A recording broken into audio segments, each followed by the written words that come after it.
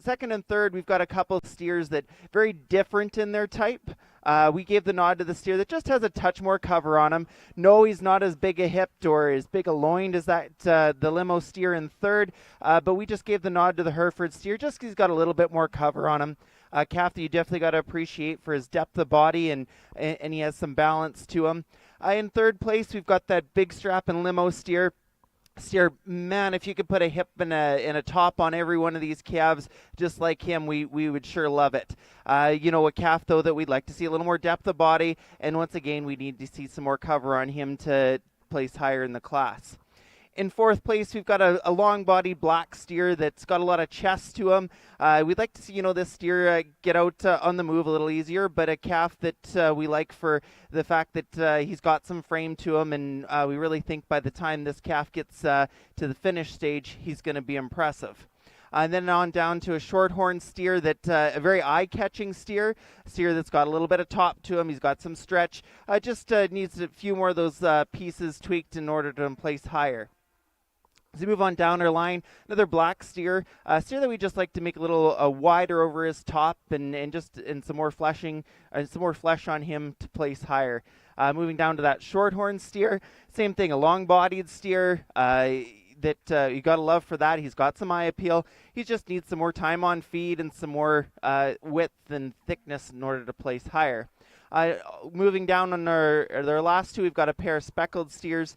We gave the nod between these two. The steer that's just got a little more stretch to him, a little more top. And rounding out our class, a steer that's just plain and simple, just gets out horsed. He's quite a ways off where we need to be for our ideal finished weight. So this guy's going to just need a little more power and a little more time on feed to place higher. But a nice start to our day here in the steer show.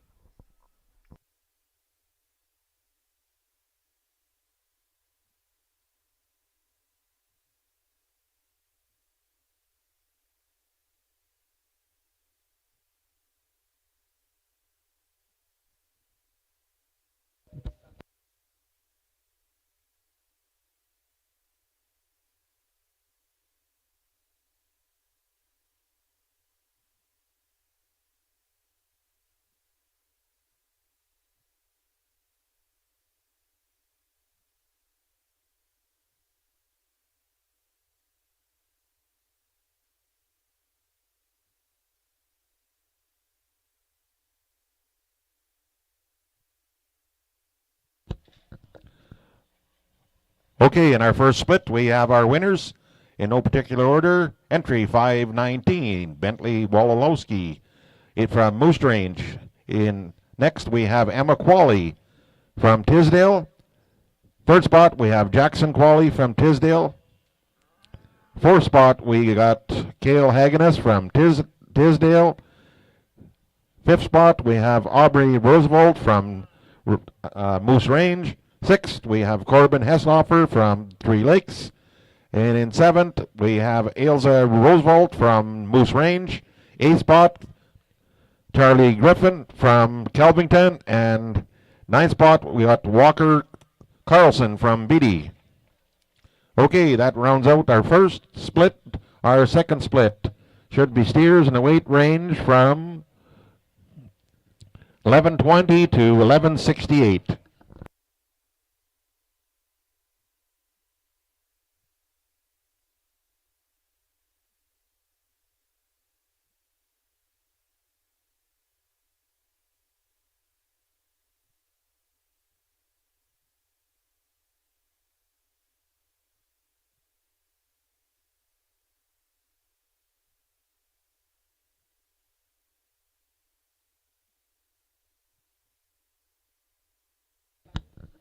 While we're getting things sorted out here, I'd like to talk a bit about our judges for today. Our judges today, Aaron Birch and Joe Barnett, are from Parkbeg, Saskatchewan, where they operate Twin View Livestock. They specialize in high-quality Gelbvieh genetics. Joe and Aaron have enjoyed great success in the past number of years. They have exhibited numerous national champions, world champions, Canadian Bull for Charity champions, and Canadian Western Agribition champions. They have recently raised and exhibited the 2024 National Champion Gelbvieh Bull. Joe and Aaron also work closely with Joe's family at City View Simmentals of Moose Jaw. They have an annual Gelbvieh and Simmental bull sale each spring at the ranch, as well as select Gelbvieh female sale each October. They market live and frozen genetics across Canada and internationally. Joe and Aaron both grew up through 4-H junior breed associations. They believe strongly in supporting youth and agriculture and enjoy every opportunity to give back the same programs they benefit from. Joe and Aaron encourage you visit them today and follow them on Facebook, and they have a website here, twinviewlivestock.com. On behalf of the 4-H families and 123 members, thank you, Joe and Aaron.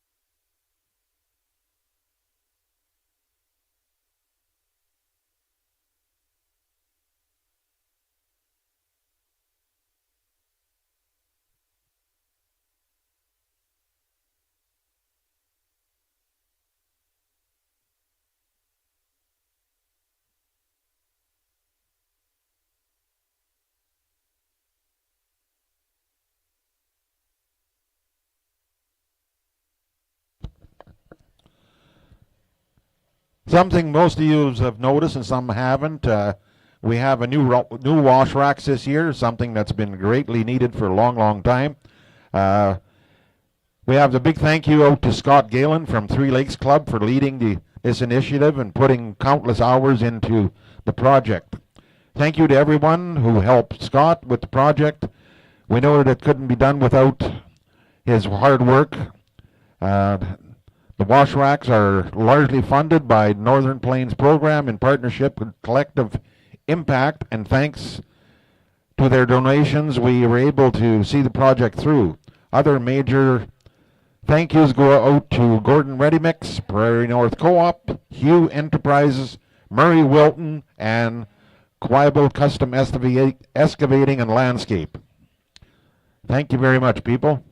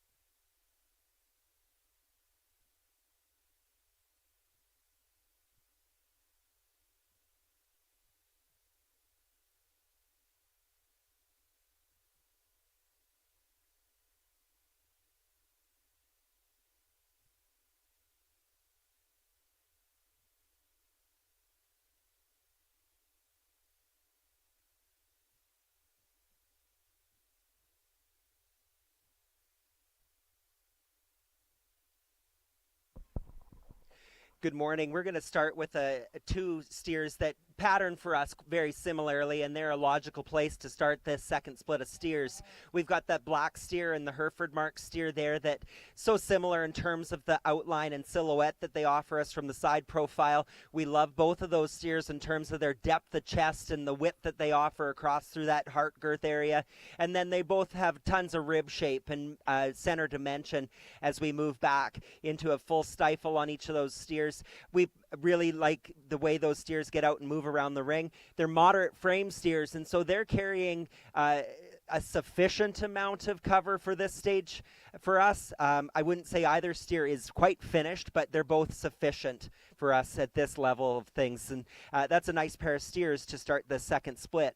That very moderate frame black steer we have in third is one that we like a great deal, but like I said, he's very moderate. In terms of ideal frame score for us in this beef industry, he's maybe on the small side. He is a steer that, to his benefit with that smaller frame, is carrying the most finish out of the steers we have remaining. He handles quite nicely. He's got some fat cover already dropping down into that over his shoulder and back into his rib, and a steer that follows that first pair of steers most similarly.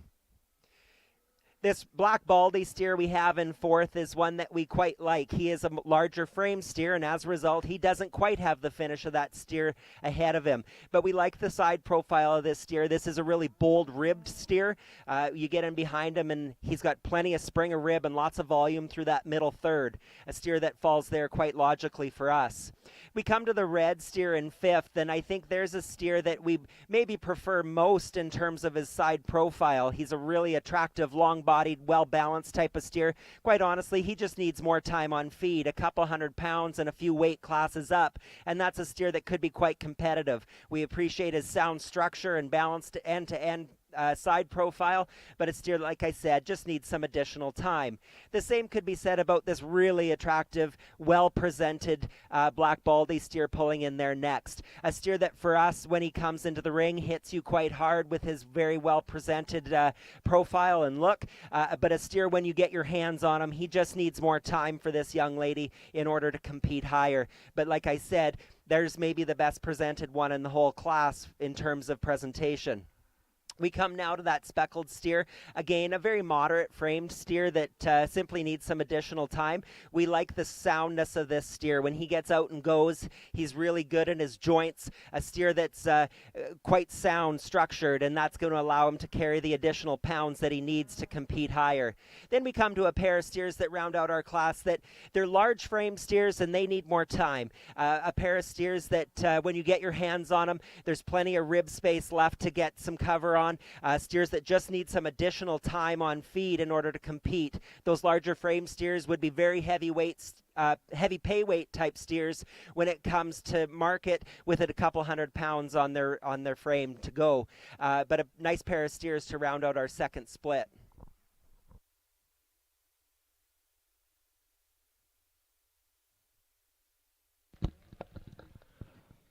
Thank you very much. Our two top placing steers in no particular order. Casey Wilson from Tisdale. And entry 718, Kenzie Aries from Tisdale. Third spot goes to Stetson Thompson from Tisdale. Fourth spot goes to Reuben Skinner from Bar West. Fifth spot goes to Wyatt Godet from Beatty. Sixth goes to Chloe Cranch from Moose Range. Seventh spot we have Katerina Chermacheski from Ethelton Meskina. And number 8, Riley Hestoffer from Three Lakes. And in ninth spot, Amber Spray from Tisdale. Thank you very much. Our third split of steers, we have steers in the weight range of from 1170 to 1210.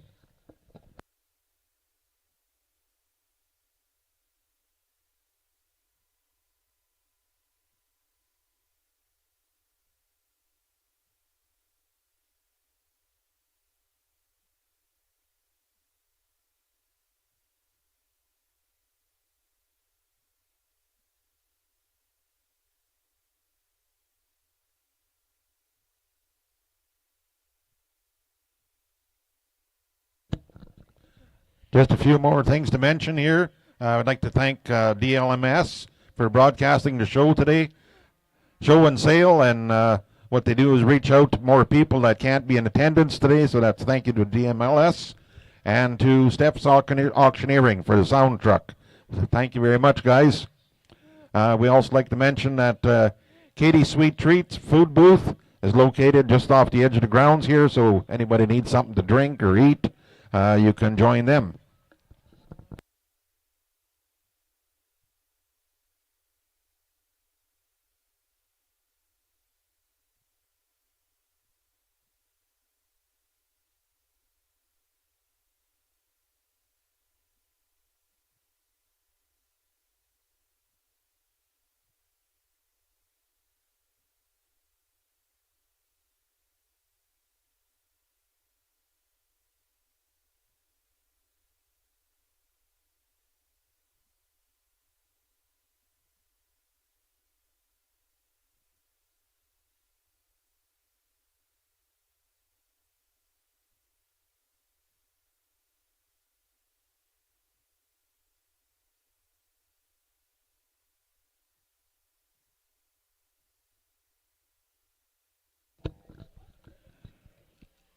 As while we're getting things sorted out here, I'd like to mention also the Melfort Regional 4-H Charity Project. Each year, the animal is raised by a different club within the regional, with it all proceeds going to charity of choice. This year, the Tisdale Beef Club is hosting the club for the 2025 charity project. And this year, the members have chosen the food banks in Melfort, Tisdale, and Humboldt.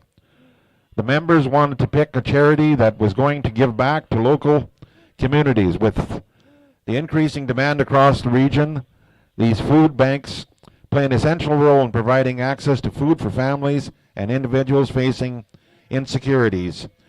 The members are proud to be supporting their efforts, and thank you for joining in the cause to give back to the communities within the province. All funds raised will go directly to the food banks, which is made possible by the 4-H Melfort Regional 4-H members contributing to reimburse the value of charity animals. Tickets are being sold at $10 a piece. Find any members or people that are members or leaders that have tickets, and please buy. The draw will be made tonight after the steer sale.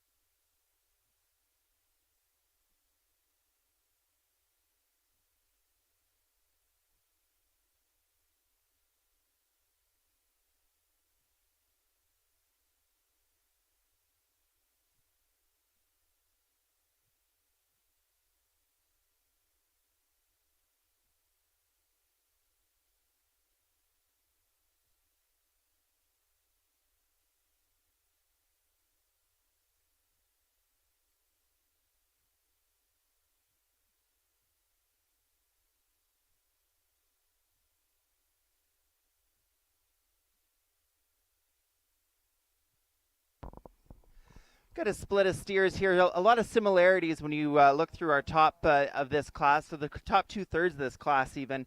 We started our class with 2 steers that we're going to pull out. That when it comes down to it, these steers do have the most cover on them. They're very similar in the fact that they've got some length of body, they've got some depth, some width to them. When you compare the 2 steers, the black steer's a bigger top steer, the red steer's a cleaner made steer. So those are the 2 steers that we're going to pull out of this split to go on to our final drive.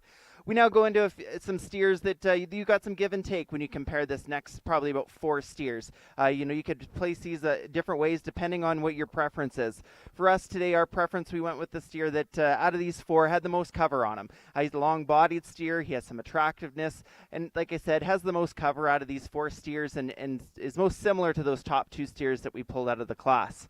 Moving now to this Simmental steer, one that we really like. He is really our type of steer. He's big topped, he's long, he's got a big old hip on him. He does tend to roach up a little bit when he gets around the ring, which we definitely are going to dock him for, and just maybe isn't covered or has the cover on him when you compare him to the 3 steers that started our class. Moving into this speckled steer, one that we really liked as soon as he came into the ring. He's a long-bodied steer. He's deep-bodied. He's got enough thickness over his top.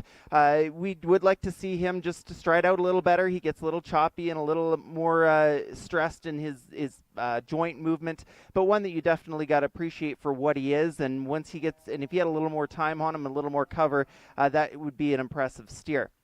Move this another red baldy steer here. In some ways he did fit with some of our top steers, but he's just lacking a little bit of the length of body and a little bit of the hip shape when you compare him to those other red baldy steers that we had higher in the class. One though that you like that he's getting some cover on him. He has some attractiveness and a steer that this young lady is just doing a bang up job on.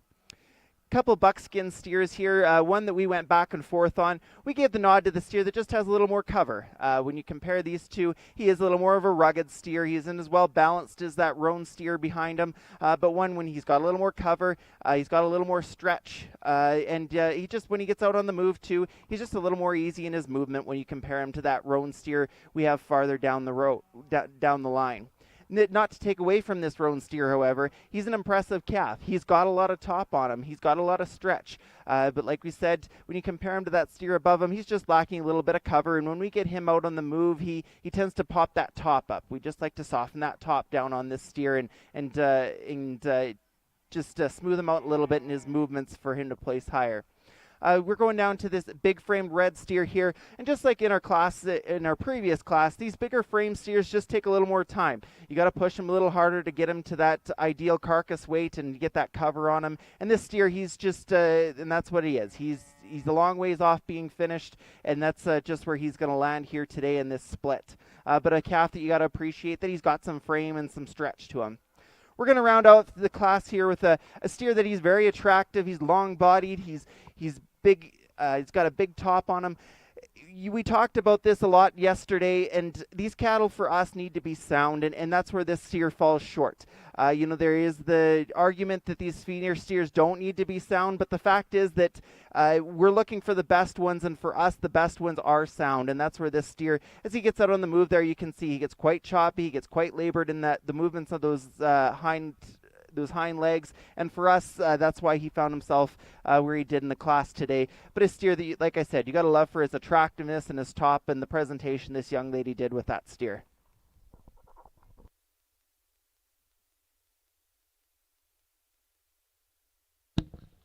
Okay, thank you very much.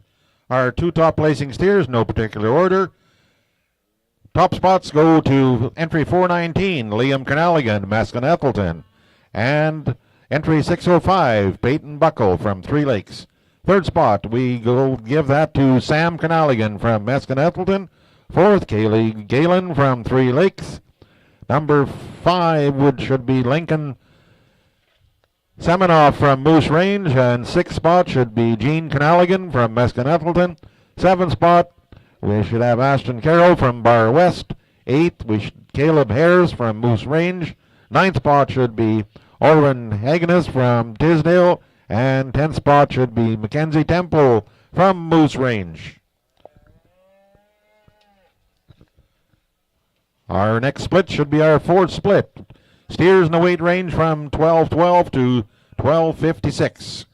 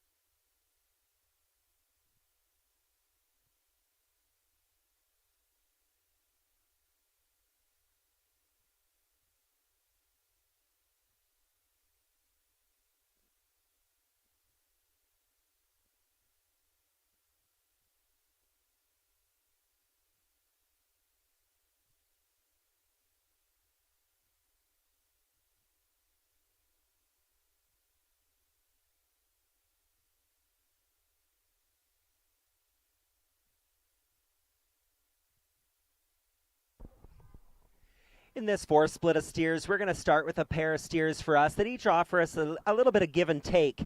In terms of that black steer, there's the best profiling steer of the class. When that young man gets that steer parked and his head up from the side, that's an extremely attractive, good-looking steer. He's long-bodied. He's really balanced from end to end. Where we'd love to just pull that steer apart is when we analyze him from the rear view. We'd love to make him a little bit stouter across his hip and across the point of his loins, but we'd love that steer from the side, and that's why he lands into that top pair. The gray steer is one that we maybe would say the opposite. That's the wider top steer, the wider muscled steer. He's got the most muscle shape down through his hip. That steer's not as balanced as the steer that partners with him in that top two, but that's the pair of steers for us that put the most correct pieces together, and we're excited to see them come back a little later on. Then we come to a pair of moderate framed black steers in third and fourth that each offer us a great deal of muscle shape and dimension as we analyze them across their top. That steer in third we think is just a little bit larger framed, which we appreciate. We think when these steers land in the marketplace, each one gets a hook, and it doesn't matter if you're a 700-pound carcass or you're a 1,000-pound carcass. Each one takes a hook. So we might as well make these cattle larger framed and take advantage of that hook space. And the steer in third wins that over the steer in fourth. We like the side profile of that steer. He's plenty bold through his shoulder for us, but that's a steer with lots of red meat. The steer in fourth is the most moderate steer in the class, and to his advantage, he is carrying the most amount of finish. That's what lands him as high as he is. We really like the way that steer handles down through his rib and over the top of his loin. There's a lot of red meat in that steer for his frame size, but like I said, we'd love to pull him apart and add a frame score to that steer to compete higher. Then we come to a red steer that we quite like. He's just a little bit plainer in his construction compared to those steers above him, but a steer that with a little bit more time on feed, he could sure run with the best of them. We like the soundness and structural integrity of that steer. He's one that has done a nice job for that young man. About 100 pounds on that steer, and we'd be looking at a very different result. Then we come to a pair of steers next, the buckskin steer turning and the shorthorn steer, both larger frame steers that could each benefit from additional time on feed. We love the top of that blonde steer compared to the shorthorn. He's just a little bit more bold sprung across his rib. We would love to change the shape of his hip and square him out if we could, but that's a long-bodied steer with a ton of potential with a little bit more carcass weight. The shorthorn steer is extremely well presented, and this young lady does a tremendous job of getting that steer stuck where she wants him. From the side profile, that's a really attractive, long-bodied, good-fronted steer. We love the way he blends from his neck into his shoulder construction over his scapula there, and then back into a bold rib shape. This steer, when you get your hands on him, though, he just needs more time. He doesn't handle quite as nicely as the steers ahead of him in terms of finish, but a steer of that frame score with some additional weight would be very, very competitive. We come now to a pair of steers, a black and a red steer that are quite similar. The black steer is a little bit more moderate, but we love the structure of that black steer. He gets out and goes for this young man quite well. He's moderate framed, a steer that just gets maybe outpowered compared to the steers above him to move any higher. The red steer, we like the length of spine in this steer. We love the front third in the steer. We'd love to give him some more muscle shape as we analyze him from the top of his loin and then down and back into his hip. He gets a little bit flatter in his muscle shape for us today, and he's a little bit straight off of those hind wheels as he gets and goes. That makes the top line rise up out of that steer ever so slightly, and he's a little bit hard for us on the go, but a steer that, like I said, is extremely attractive through his front third. The roan steer that rounds out our class landed in a tough heat of steers. Here's a steer that we love the length of side on. This young man's done a nice job of getting this steer to this point. We'd love to add some additional muscle shape and density to the rear third of this steer. We'd love to pull his flank down and just add some more softness from this the rear half of this steer to compete higher. A steer with some additional carcass weight could really benefit. It's a tough thing to do is that heat gets hot in the summer, and keeping these steers fresh and wanting to eat is a tricky task. We understand that, but some more weight on that steer and he could sure move up in the class.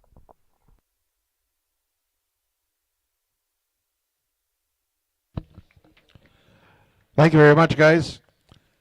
In no particular order, our top placing steers, entry 218, Bryce Cooper from Beatty, and entry 106, Callie Schick from Bar West. In third spot, we should have Robin Spratt from Beatty. Fourth spot, Riley Spratt from Beatty. Fifth spot, Hunter Lindblom from Kelvington, or Lindholm rather. In sixth spot, where am I here? Sixth spot, Haley Spray from Tisdale. In seventh, Vanessa Charco from Moose Range. Eighth spot, we should have Carter Carroll from Bar West. Ninth, Alice Skinner from Bar West. And in 10th spot, Liam Harris from Moose Range. Our next class, the fifth split, should have steers in a weight range from 1262 to 1294.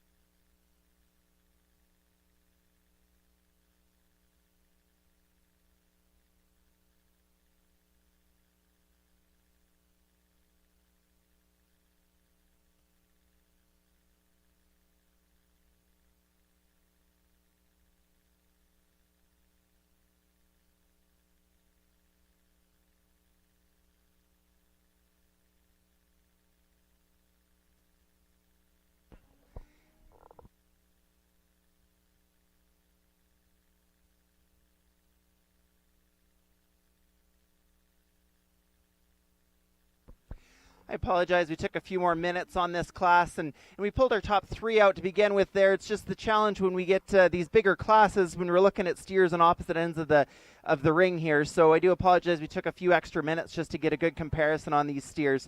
We decided to go with the pair of steers there at the end that to us just put the most pieces together. These steers are finished enough for us at this point. The Hereford steer especially, he'd be the most finished steer in the class, and that's what puts him into that top 2. He's, he isn't the heaviest muscling steer in the class, but he's got a lot of depth of body to him. He's got some stretch and some eye appeal, and so for those pieces, he found himself in the top 2. That buckskin steer, he was one of the first steer in the ring, and he caught our eye right away. He's a very well balanced steer. He's got some hip to him, some stretch, just that type of steer that we really appreciate. When you compare him to the Hereford steer, he isn't quite as finished, but it puts a few of those other pieces together that are missing on the Hereford steer. Going to the third place steer here, this big red steer, we really like this calf. We went really back and forth. Like we said, we did pull him out to compare him to those top 2 steers.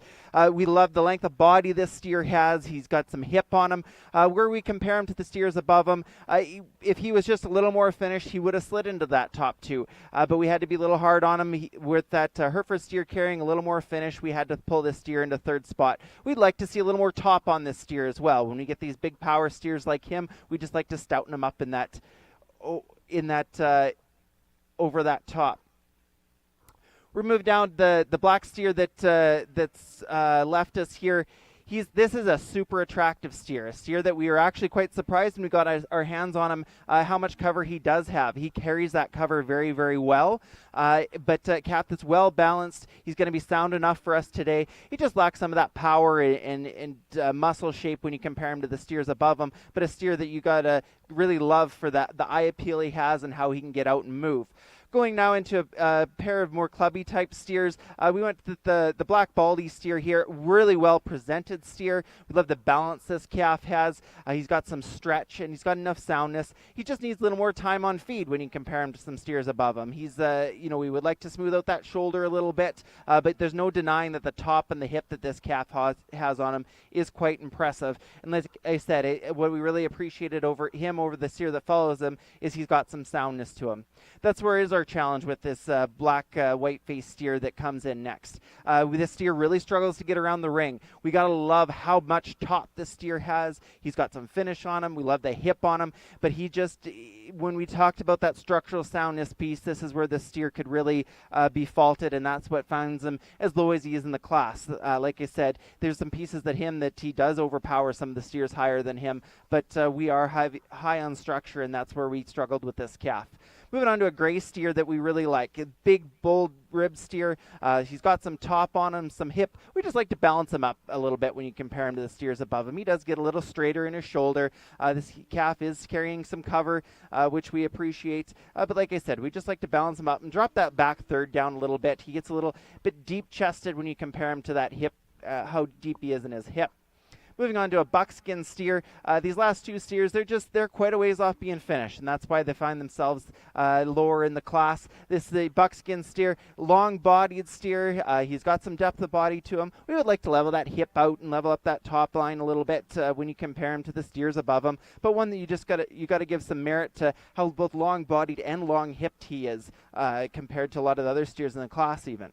We're rounding out our class with a calf that's got a lot of stretch to him. He's got some frame. He just gets outpowered in muscle shape and depth of body when you compare him to the steers above him, but one that definitely has some attractiveness and a calf that might round out this class, but he definitely has a lot of good merits in himself.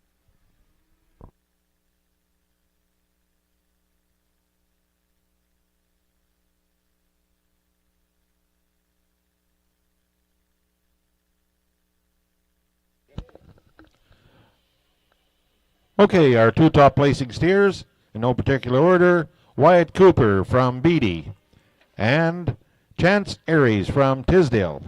In third spot, we should have Ruger Leclerc from Beatty. Fourth spot, Elisa Spratt from Beatty. Number 5 should be Grace Galen from Three Lakes. Sixth spot, Austin Olson from Tisdale. Seventh spot should have Tanner Carroll from Beatty. Eighth spot, Wyatt Thompson, Tisdale. Ninth spot, J.C. Spratt from Beatty. And that's it, I guess. Next, we should have our sixth split. Steers in the weight range from 1,300 to 1,328.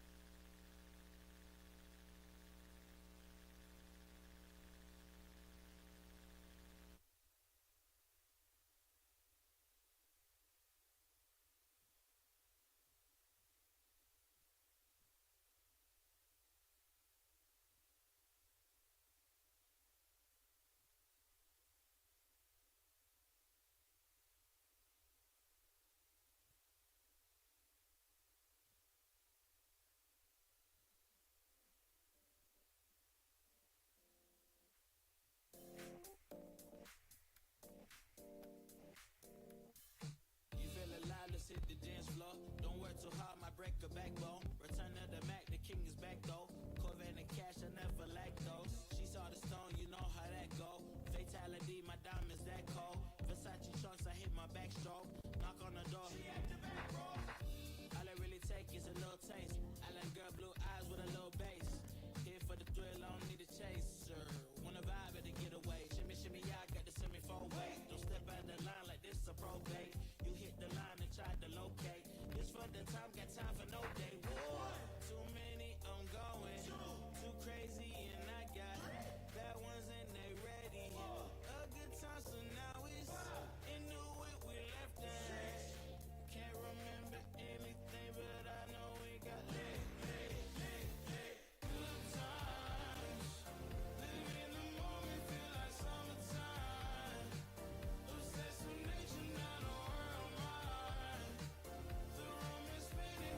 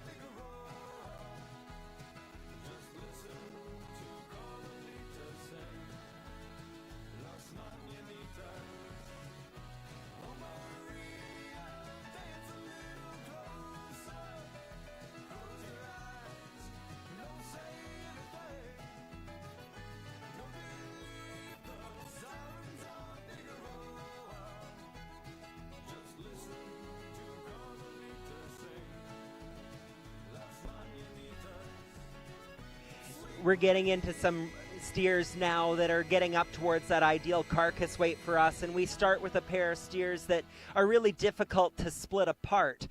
We love the density and the shape of and muscle pattern of these two steers that start the class. They're a pair of steers that handle really quite nicely.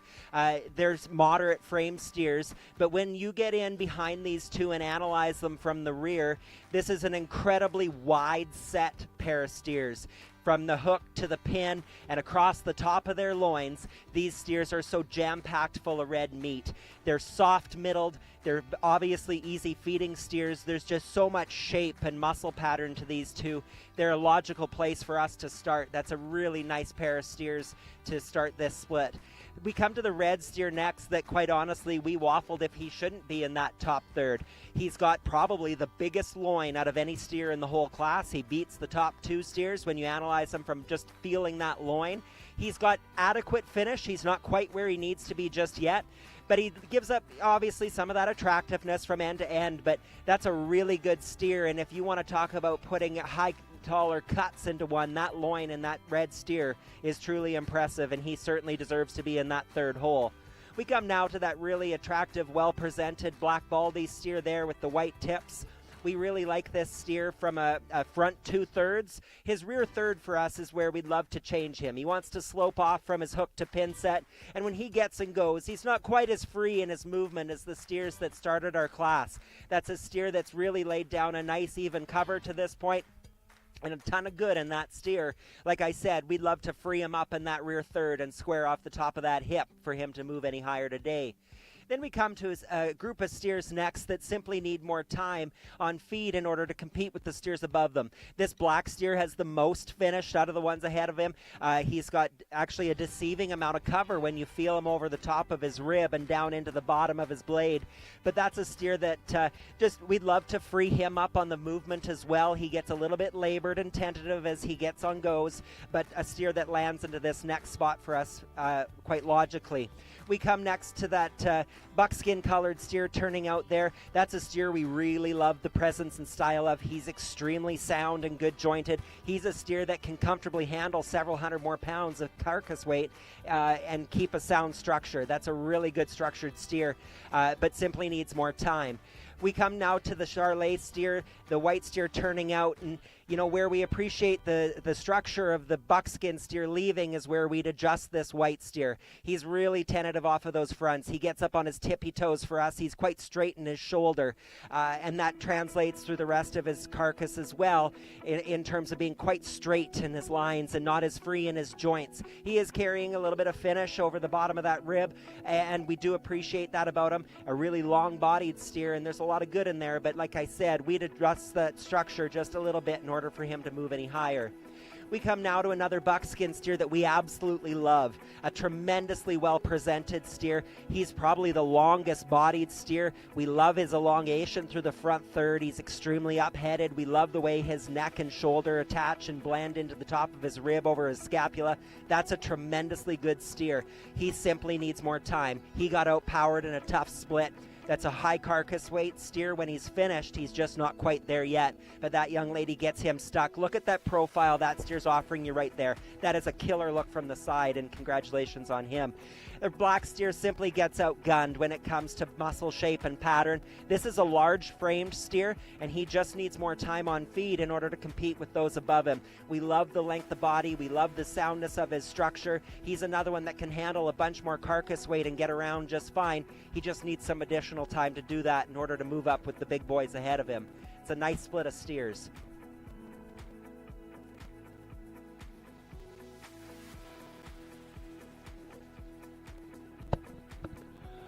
Thank you very much for the comments, boys. Our two top placing steers in no particular order. Entry 407, Teslin Kiner from Meskin-Ethelston.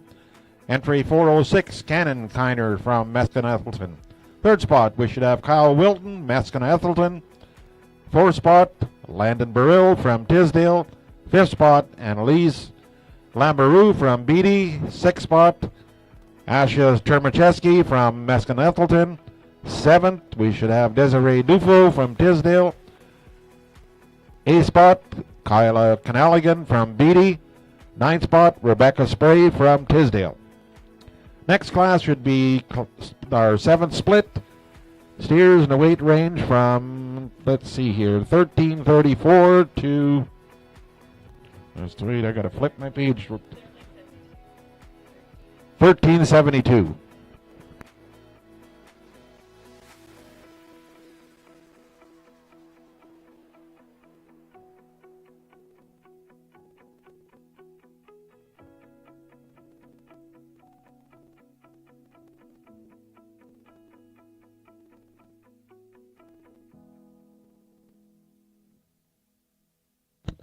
Don't forget to get your charity tickets for tonight's show here for the charity heifer. They're on sale right now. You can talk to the members or the leaders. I'm sure there's lots of tickets available yet.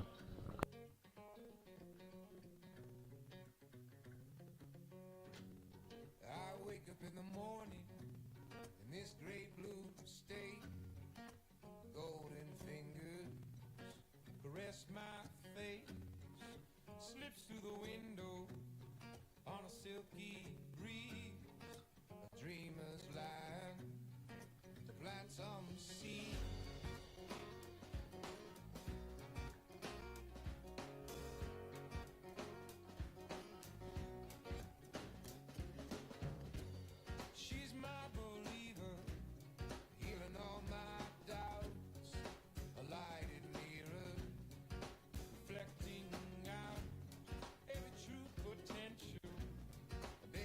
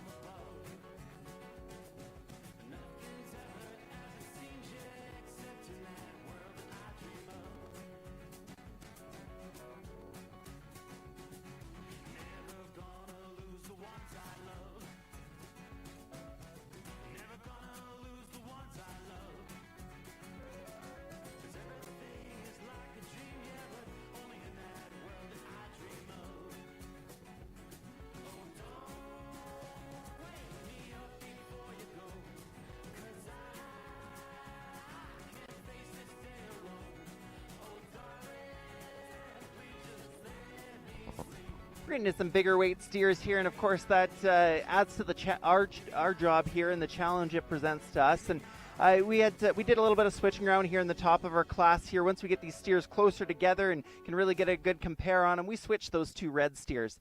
The two steers that we're pulling out of the top of the class, two really well balanced steers. They're long bodied, they're big topped. That red steer that out in front there, he's a long bodied steer. He's got a lot of hip on him, a lot of stretch. Would we like to free him up a little bit in those hind hocks? Yes, we would. But the fact that he's as close as he is to being finished and he's getting around well enough for us today that we're going to call him sound enough to pull him out of this class. Kind of the same thing can be said for the gray steer. He could be freed up a little bit on those hind wheels, but that's being awfully nitpicky on a really good steer. The biggest bodied steer in the class. He's long bodied, he's big topped, a calf that we really like. If anything, we could stretch that hip out a little bit when you compare him to the red steer that we're taking with him out of the class, but two really strong steers to pull out of this class.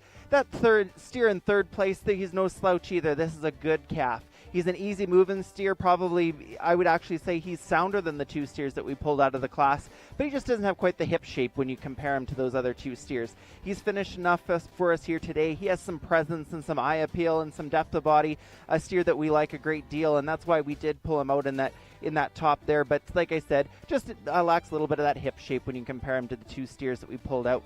The steer in fourth place we like a lot. This is a rugged, long-bodied, thick steer. We like his frame score. We like how stout he is. He just gives up a little bit of that balance when you compare him to the steers above him.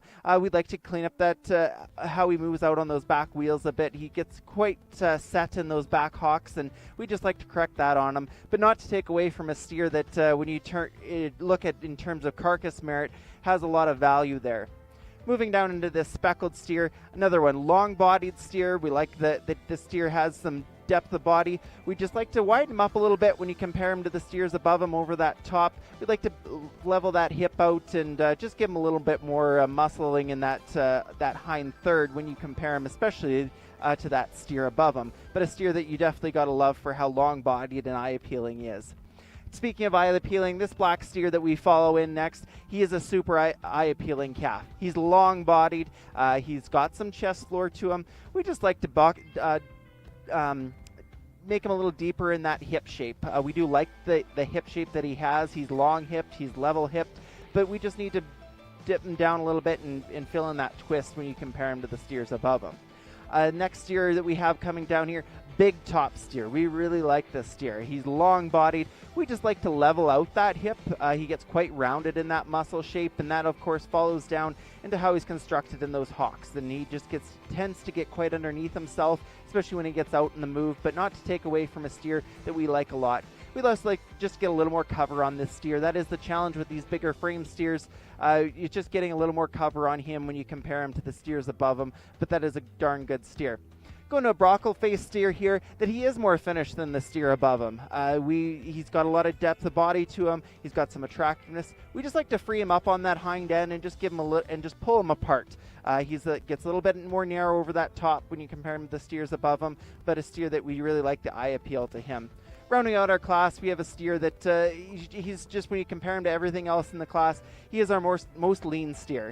He's got a ways to go before we can get to that ideal carcass weight, but one that's got some eye appeal and some stretch that you definitely tell why this member picked that steer out last fall.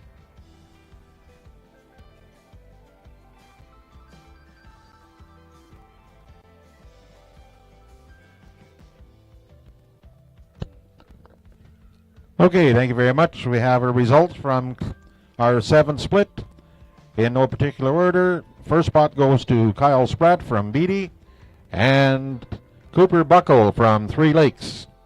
In third spot, we should have Parker Schmier from Meskin-Ethleton. Fourth spot, Brady Thiessen from Moose Range. Fifth spot, Kaylee Halverson, Tisdale. Sixth spot, Caitlin Spratt from Beatty. Seventh spot, Wyatt Wilson, Tisdale. Eighth spot, we should have Kelly Chermacheski from Meskin-Ethleton. Ninth spot, Cale Charco from Moose Range.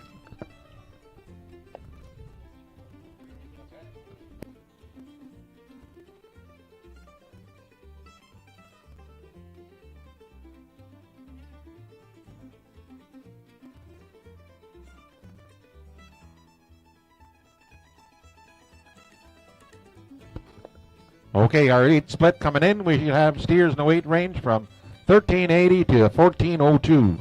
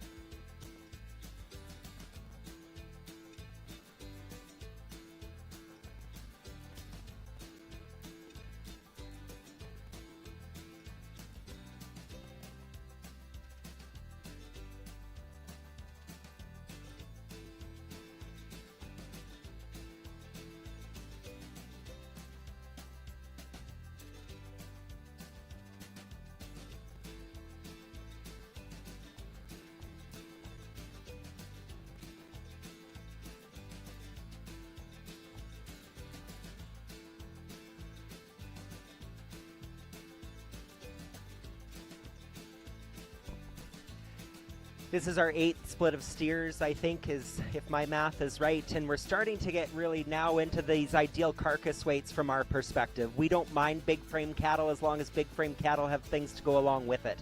We're going to start with a pair of steers that, quite honestly, we know are very, very different. We've got a black baldy steer and a buckskin steer there that we understand from ringside. You're going to say, well, those steers don't pattern at all, and we're going to say you're absolutely right, they don't. But when we put all the bits and pieces together and we build this puzzle piece that will be 22 steers in the end, those are the 2 steers that for us put the most pieces together correctly. That black baldy steer is the most moderate of the pair. He's wider topped, he's got more finish to him, and he's got more muscle shape down in the bottom third of his body. If you analyze him from chest floor back to flank, there's just a little bit more shape and dimension to that steer compared to the buckskin steer. Where we love the buckskin steer over the top steer is his side profile. He's a really attractive steer when that young lady gets him parked. We love the length of side on that steer. We fully are aware he could use maybe a little bit more weight, but he's extremely sound structured. He's good on his feet and legs. He's good jointed, and he's so long-bodied and attractive that for us he's sort of does the most things right when we compare him to the remainder of our class. So those top 2 understandably are quite different, but for us they have the most pieces. Then we come to the red steer that we really waffled on, and if he maybe shouldn't be 1 spot higher, we like a lot of things about this steer. He's not as explosive in his muscle shape when we compare him to the steers above him. When you analyze him down over his top through his loin, there's just not quite as much red meat in that steer compared to our top 2. But we really like this steer from a structural point of view. He's very attractive, and we can certainly understand why this young lady thought he might be the ideal project for the year. We like that steer a great deal. Like I said, gets outgunned when it comes to muscle shape. We come now to a black steer that's so sleek and attractive from the side profile. He's really balanced from end to end, and that's where we give him the nod over the steer below him. When you take a look at the side profile of that steer from end to end, he's just so balanced, long-bodied and smooth-made steer. It's a logical spot for us to tuck him in there next. We would love to see some more finish on that steer to move him any higher, and he's certainly got the structure to carry it.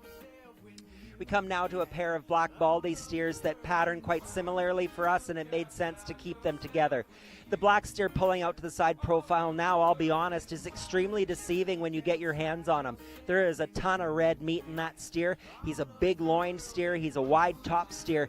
You don't notice that from the side profile, though, and that's where we'd change this steer. We'd love to pull the center portion of his body down and tuck his flank further down into the twist and cod as we move back in that steer's body, but we love that steer the way he handles. Just love to give him some more proportion down in the bottom third of his body. The young lady with the baldy steer turning now there.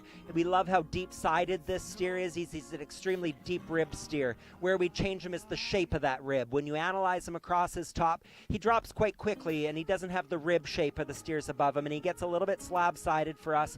That translates to less muscle down into the bottom of his quarter, and there's just not as much red meat in the rear third of that steer compared to those above him, but a steer that you certainly appreciate from a side profile in terms of depth.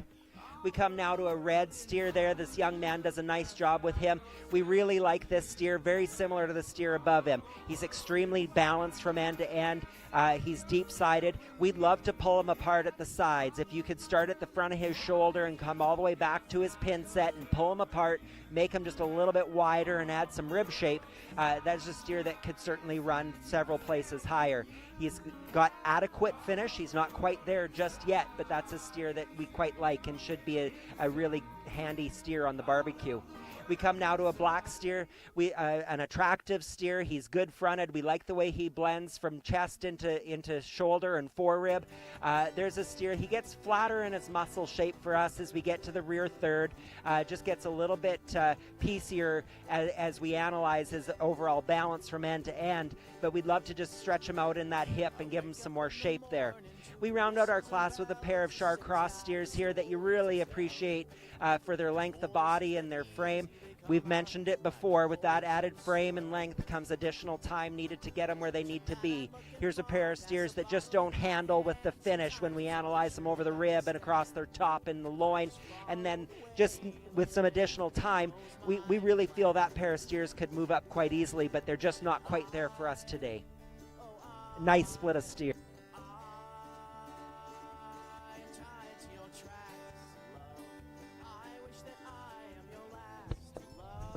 Okay, thank you very much.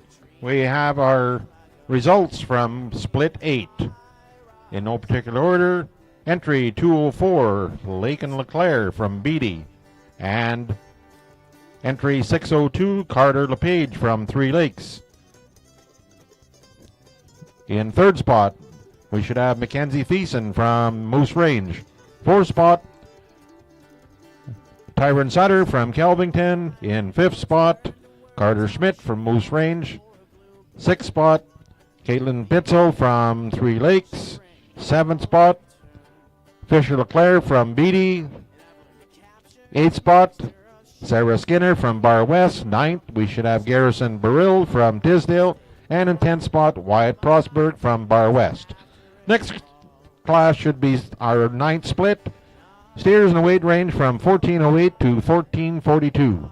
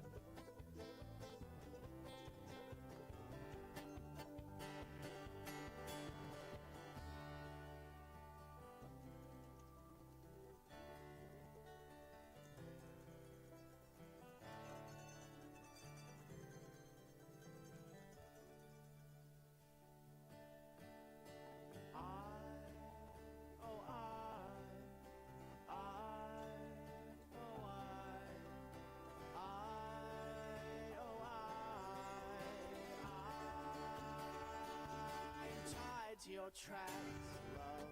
I wish that I am your last love. The dream comes to me like a memory, and I rise above. And I rise above. Once again.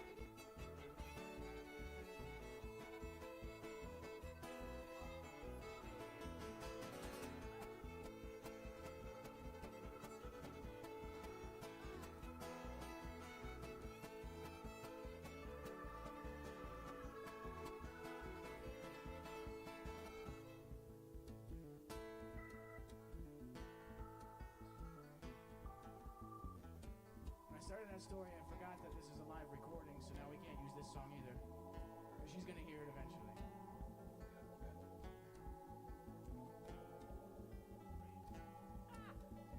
So they can just mess it up now if they want. They can do whatever they want.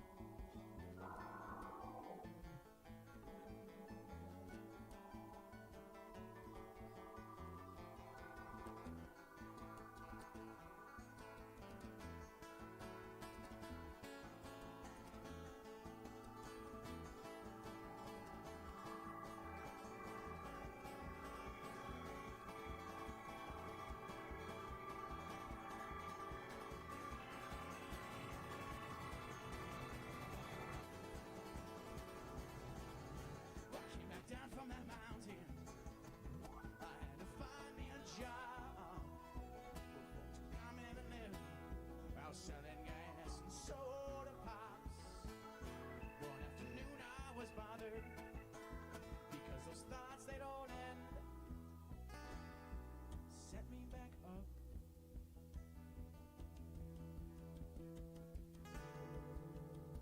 Up to that mountain again.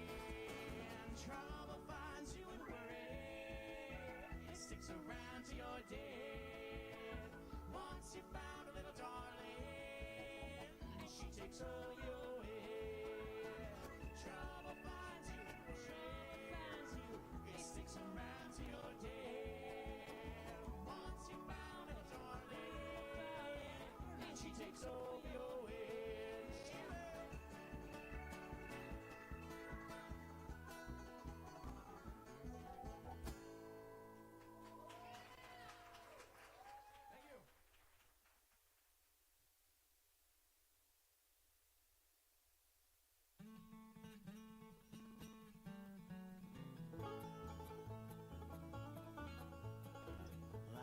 Up to a mountain, followed a bird up there, 'cause I found me a woman who treated me unfair. And I woke to the sunrise, remembered an awful dream of lightning and thunder, and hearing someone scream. Trouble finds you and worry. Sticks around until you're dead. Once you found a little darling, and she takes over your head.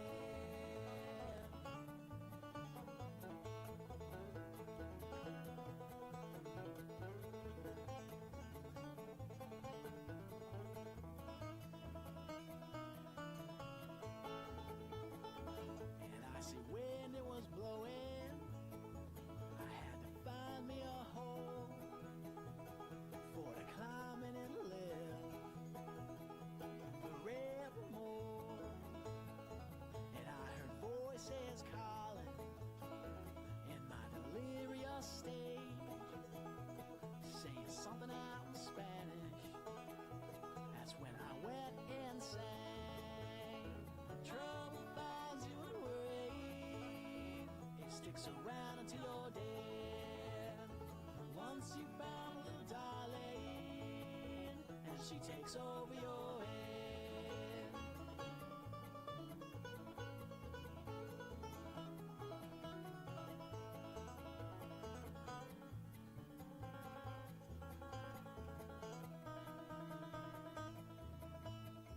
I came back down from that mountain. I had to get me a job, working behind the counter, selling gas and soda pop. One afternoon I was bothered because those thoughts never end. Now they just sent me back up onto that mountain again.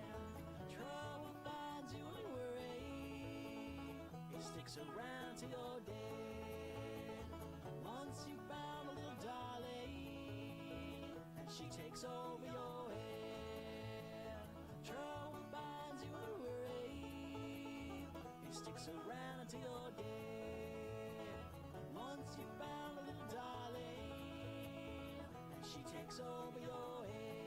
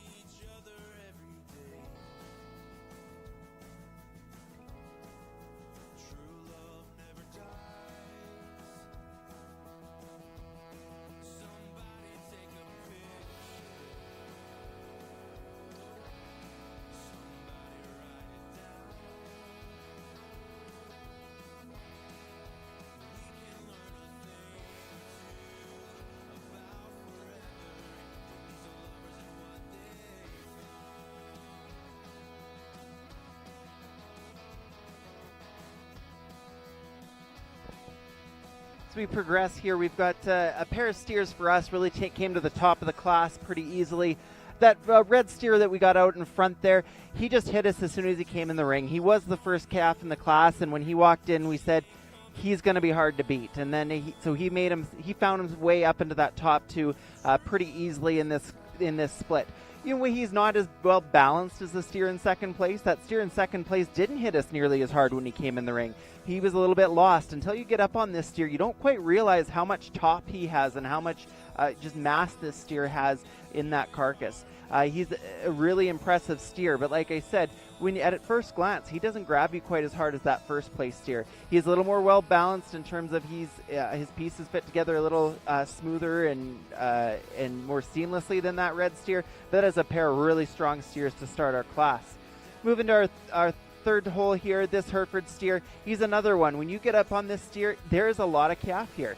Not the biggest frame steer in the class, but he is big topped, he is big hipped, he's got some shape to his rib. He's attractive enough for us here. You know what? He probably would have slid up into that top two if he was just a little more sound. When he gets out on the move, he gets quite tender on those hind wheels and just doesn't power out through out on those hind wheels like those first two steers do, but not to take away from a really impressive calf that we like a great deal. Speaking on the soundness piece, that's what we really love about this gray steer, and that's why he found himself as high in the class as he did. This is a sound steer. You can tell when he gets out on the move, he just powers through. All those joints are working properly. This is a good calf. He's long-bodied, he's big-topped. If we were going to be critical of him, we'd like to, level out that hip a little bit.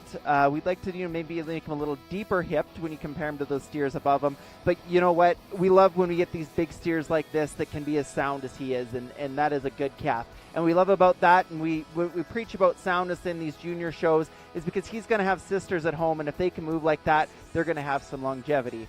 This steer that comes next in class here, the Hereford steer, very similar steer to the gray steer, but when you compare the two, what put that gray steer ahead was the soundness piece. We'd like to correct this Hereford steer up a little bit on his hind wheels. He's sound enough for us, but when you compare him to that gray steer, we gave the nod to the gray steer. Long-bodied steer, long-hipped calf that has some shape to his muscle and rib.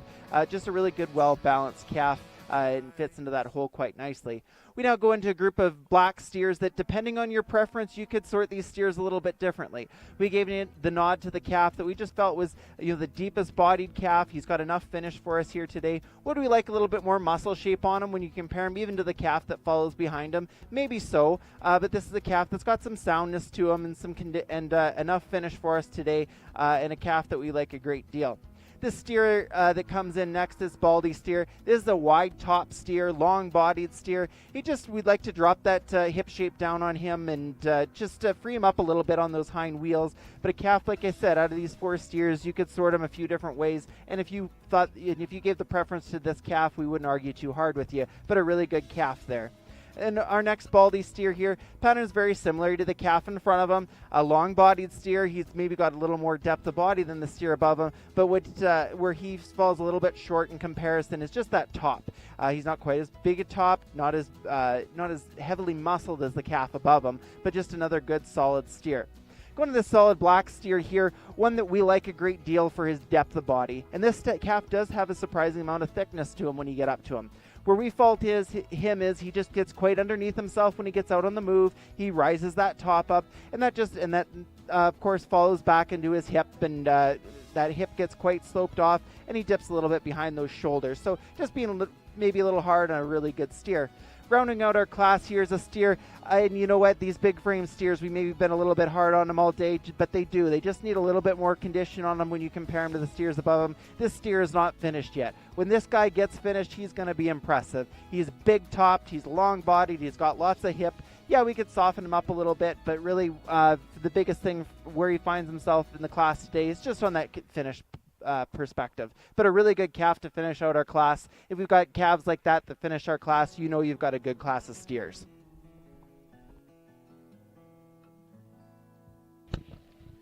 Okay, thanks for your comments. In first spot, no particular order, Amber McDonald from Tisdale. And entry 719, Adrian Byman from Tisdale. In third spot, we should have Ty Aries from Tisdale. In fourth spot, Kate Lee from Beatty. Fifth, Nixon Leclerc, Beatty. Sixth, Cody Wilson, Tisdale. Seventh, Carter Schmier, Meskin-Ethelton.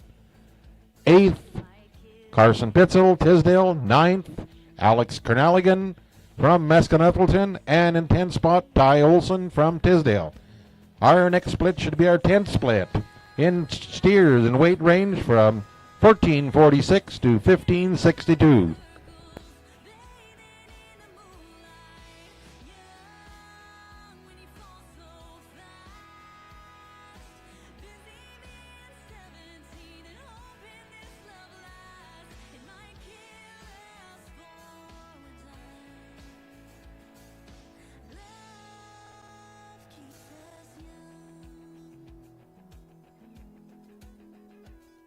He was smoking those cigarettes down by the dock.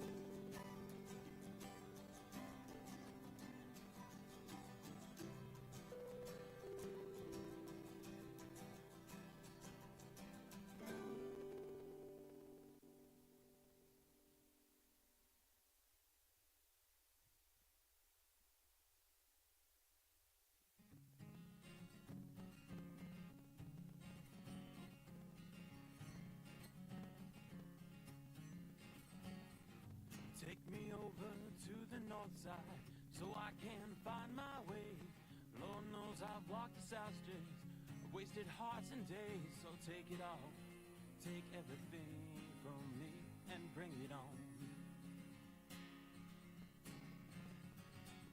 Take me down to shining waters, towns of grit and pride. Let me check my own soul, I've nowhere left to hide. And take it all, take everything from me and bring it on. It's because I am just a wandering man that I need you now to take my legs, or else I'll ramble on until I wreck the song. Take it all to set me free, I beg.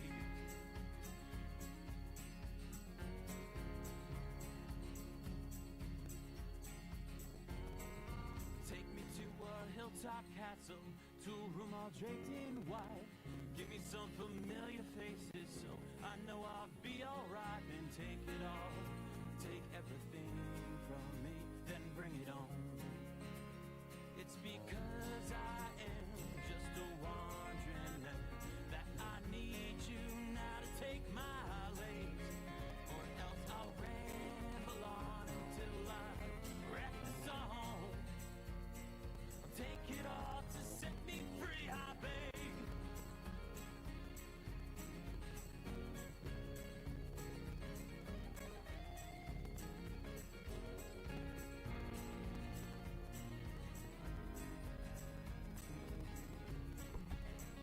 I'll be real honest with you. When we get into these heavyweight steers, Aaron and I do take another minute because there's just becomes more variables in type and kind and those things. But I'll tell you what, this is such a pleasure for us to sort such high quality groups of steers and big classes. And it's just, this is a credit to your area, to your clubs, your families, your communities, because steers of this quality are truly difficult to create and to get to this point. And so our hats off to you, man. Just an impressive set of steers. We're going to start with two steers that for us, first impressions are everything. The moment these two steers came in, Aaron and I both said, there they are, that's them. And they just followed suit once we got our hands on them. We like the way these two steers handle. You know, that black steer up front, he's so attractive. He's up-headed. We love the way he moves from front third into his mid-third. We love the shape of his rib. He's got such a bold rib shape and a ton of red meat in that steer. We really like that steer a great deal. We like the steer that's going to partner with him in our top two a great deal as well. We maybe prefer the side profile in that buckskin steer over the black steer. He's so deep-bodied from end to end. Where we'd love to adjust him, if we could, is just give him some more of the rib shape that black steer has. When you analyze him over the top, he drops quite quickly off the side of the rib, and he gets a little bit flatter-sided for us. We'd love to just tidy up the skull shape if we could, make him a little bit more attractive for the show ring, but that's a tremendous steer that really deserves to move on to that final drive. Our steer in third is maybe a bit of a problem steer for us. He was going to be in that top pair. We love this steer. He has such a magnificent silhouette from the side. When this young man gets that steer's head up and parked, this is such a good steer. We need to fix the feet under this steer, though. We preached feet all day yesterday on the females. We've got to do it again today. If the feet on these steers aren't right, I guarantee you they've got sisters at home that aren't right either. We really, really believe strongly in the feet, and we need to get the claws on this steer evened out. We need to get this steer move a little bit more comfortably around the ring. But when this young man gets him parked, we really like that steer. He's so long-bodied, it gives you a great look from the side. That's a good one right there. The big white steer that comes in next is one that, from a beef and meat and potatoes point of view, there's a really good steer. He gives up some of the presence and style to the steers above him. He wants to rise up out of his midsection there, and you can see it over his loin. He wants to pop up out of his skeleton just a little bit as this young lady gets him parked. But that's a really good steer. He's carrying enough finish for us today. We love how long-sided that steer is. Really just, like I said, a meat and potatoes type of steer.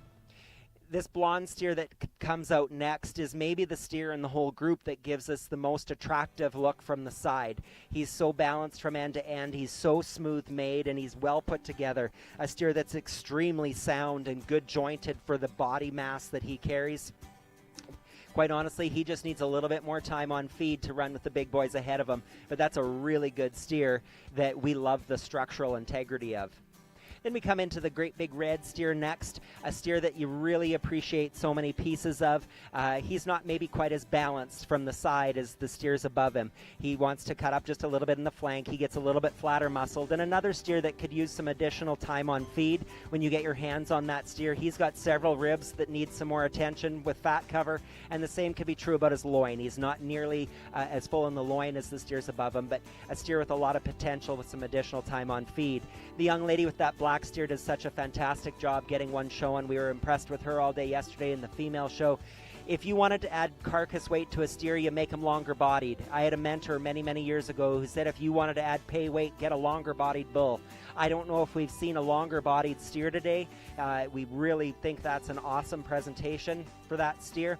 We'd love to pull that steer's shoulders back in underneath him, and he gets quite open through the front third on us, and that just limits his ability to get out and around the ring.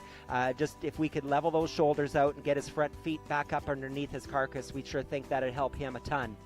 The big red steer coming in next is another one that could just use some additional time on feed. He's impressive from a top point of view when you analyze him, how wide he is across his loin. Where we change him, we'd level that top out from the side, though. You can see there that steer comes up out of his structure. He wants to pop that loin up out of his skeleton, and that limits his freedom of movement down that rear wheel. That's a steer that, like I said, could use some more time on feed, but one with a lot of potential to get there with time.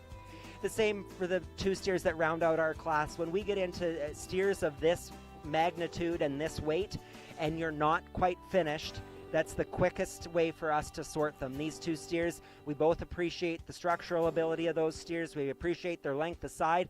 They both, quite honestly, need some additional time on feed. We gave the nod to the blonde steer. We think he's got just a little bit more rib shape and shape across the top of his loin compared to the black steer that rounds out the class. But that's a really impressive set. I think we're on to the big boys, and this is where things really get interesting.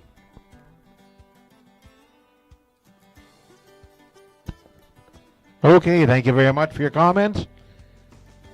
Our placings in this class, in Class 10, we should have entry 707, Celeste Fleury from Tisdale, and entry 306, Jacob McLean from Kelvington.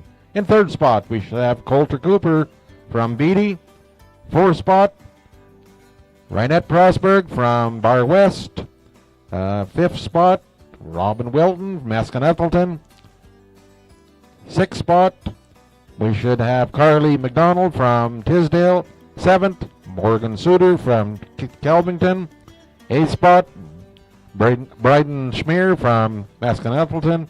Ninth spot, Acticus Lee from Tisdale. And 10th spot, we should have Haley Prosberg from Bar West.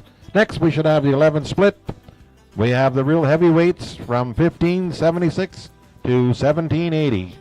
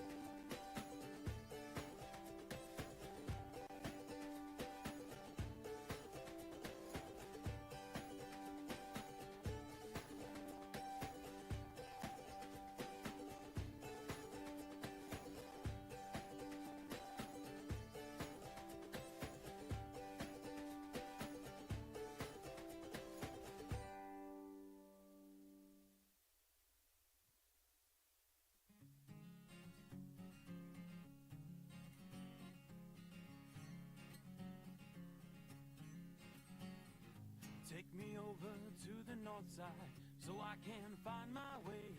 Lord knows I've walked the South Streets, wasted hearts and days. So take it all, take everything from me and bring it on. Take me down to shining waters, towns of grit and pride. Let me check my own soul, I've nowhere left to hide. And take it all, take everything from me and bring it on. It's because I am just a wandering man that I need you now to take my legs, or else I'll ramble on until I wreck the song. Take it all to set me free, I beg.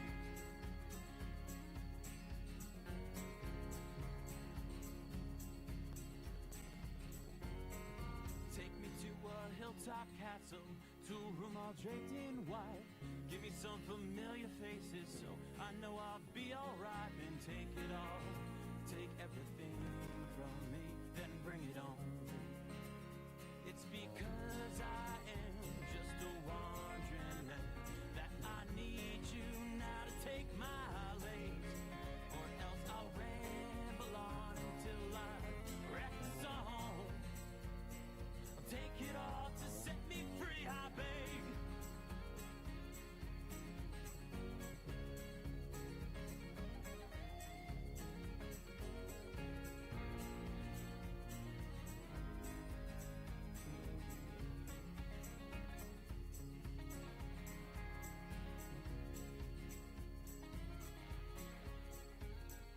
Take me to a state of mind where kings are pouring paupers rich. Take away my trembling fingers, I'll take away that painful itch. It's because I am just a wandering man that I need you now to take my legs, or else I'll ramble on until I wreck the song. Take it all to set me free, I beg. Take it all to set me free, I beg. Take it all to set me free, I beg. Yeah.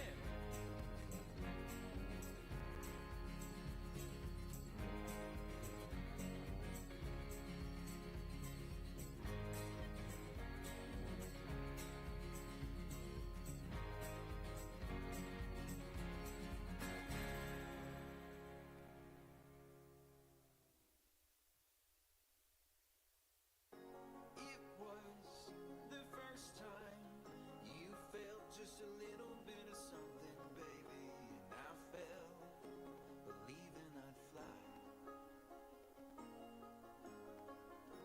I found a reason to give you just enough of what you wanted, baby, to find you were willing to try.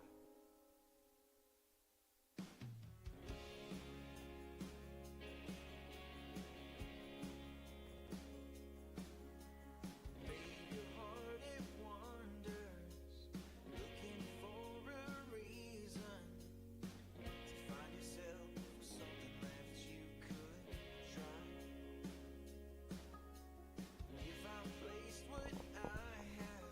You know, and it's feeding out a 4-H steer is no small task. And when you can get these steers to this weight, you know, when you're feeding these calves, typically have, you know, 1, 2, 3, 4, maybe only calves in a pen, and it gets a real challenge to get these calves to this weight. So I think this heavyweight division deserves a round of applause and the job they've done to be able to get these steers this heavy. Our beef industry right now is really geared towards making these steers big. If you go and tour a feedlot, those big weight steers, they're the ones that fit in with this class. These are the big boys, and this is what our industry is really aiming for in the feedlot setting. Of course, we are in the show ring, so we are going to add a few more pieces to that. We're wanting some attractiveness, we're wanting some soundness, and we've pulled out a couple steers to these couple Charolais Cross steers to come out of the class here that fit that best for us. that buckskin steer out front there. This is a big-bodied, long, soggy kind of a steer, just a real meat and potatoes. He's sound. He's level from his hooks to his pins all the way down to his top. Is he as attractive as that steer? Is the white steer? Maybe not. But what he lacks in his attractiveness, he makes up for in his soundness, and that's where we'd like to change that white steer. He's getting quite blown apart in those front shoulders, which, as these steers get heavier and heavier, that happens, but that is definitely something that we'd like to change up on that steer. But two really nice buckskin steers to start the class, and to be honest, I have a soft spot for a Char Cross steer because that's what I showed through most of my 4-H career, is the Charolais Cross steer, and these are the two steers that I definitely would have was aiming for when I was picking my steers back in the day. We go on the third spot here, a black steer that, man, is this guy long. Very different type of steer than the two steers that we pulled out of the class, but you know what? Very good in his own right. He's deceivingly big-topped when you get up on this steer. You know what? Does he have the power and, maybe the hip that the two steers above him have? No, but you know what? This steer is finished. He's long. He's sound enough for us today, and just a really good, nice fed steer there in third hole.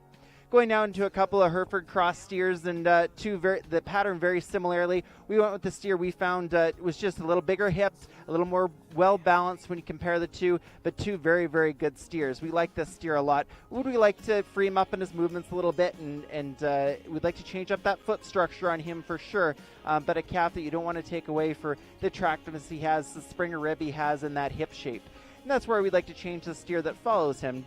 He's just not quite as square in his hip shape, not as wide in his hip shape when you compare him to that calf in front of him, but a long-bodied, attractive steer that we like a lot, that has a very big loin, one of the bigger loins in the class for sure, but a calf we like a lot there. That both of those Hereford Cross steers are very good in their own right, and impressive set of steers. No, we got a black steer here. There was a bit of a challenge, for a bit of a trouble steer for us in the class, because there's a lot of pieces we really like about this steer. He is finished, he's deep, he's got some top on him. Where we'd like to change him is just how he puts all those pieces together. He's a little sloppier made in his sheath. He's not as clean fronted or as extended as the steers above him. We'd like to level off that hip shape and just pull him out. He's a little more of a compact type of steer, but one that we like a great deal, in the fact that he's finished, and the top on this steer is impressive. So steer we might have been a little bit hard on, but a calf that fit into that hole quite easily for us. Now we go into the big boy out of the class, and this calf is impressive for the size that he has been able to get to today. We also want to give a shout out to the young man on the halter here. This isn't his calf. The young man that had a bit of a spill here earlier wasn't able to show this calf, so we really appreciate this young man coming out and showing, after he got his steer shown, came out and helped somebody else as well. This calf, we love a lot of things about this calf. He's attractive, he's long. There is just so much frame there, and to be perfectly honest, even with his weight, we would like to see some more finish on this calf for how heavy he is. Maybe a calf that would maybe be more suited to be going right on heavy feed right out of the gate in a feedlot situation, as opposed to one that you've got to keep this long and aim for in a 4-H string. But you know what? We loved a lot of pieces to this calf. He just gets a little out. He's just a little out there in terms of his scale for us today. Rounding out the class here is an attractive black baldy steer here, one that's finished. He's got some volume to us. Just when he gets out into the move, he wants to pop that top way up out of his skeleton. We just like to correct him up on those hind wheels when you compare him to the steers above him. But you can definitely tell that why this young lady picked this steer, because he is so attractive through that front third, and we really like that about this steer that rounds out our heavyweight division here. If I'm not mistaken, that's going to conclude our steer splits, and we're sure excited to get this big group of steers. I believe there's 20 plus steers we're going to have rolling into the ring here in just a few minutes, and it's going to be an impressive set for sure. Okay, thank you very much for your comments. Our results in the 11th split goes to 410 Carter Wilgosh, Masconelton. Next we have Dawson McLean from Kelvington. In third spot we have Kaylin Sutter from Kelvington. In fourth we should have Carissa Schmidt from Moose Range. Fifth spot Colton Schmidt, Moose Range. Sixth spot Kendra Ewan, Kelvington. The seventh spot Dane Nielsen, Beatty. Eighth spot Claire Taylor, Masconethelton. And I guess that's it. Thank you very much. Okay, next we have the championship drive. We have We'll get the boys to slap the champion, reserve champion, and we also need a third, fourth, and fifth.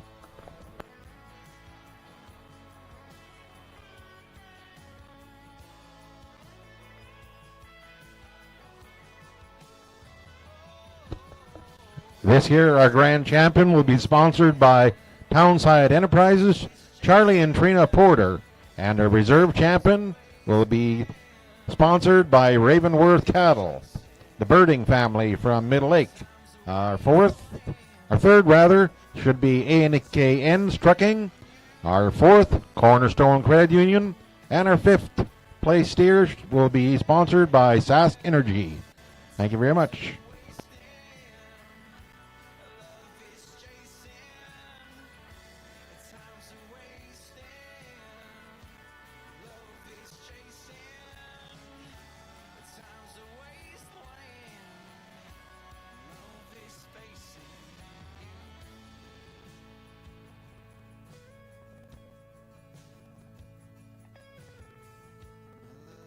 Just like an airplane, it takes you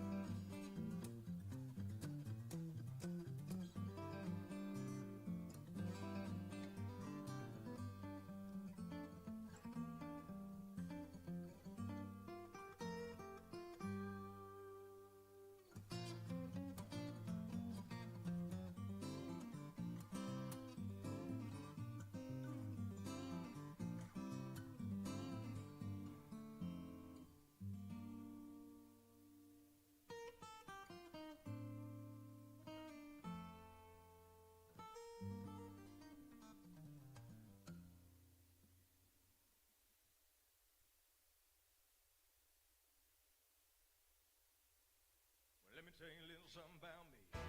Well, it's Saturday night, I need to blow off some steam. 1, 2, 3, 4.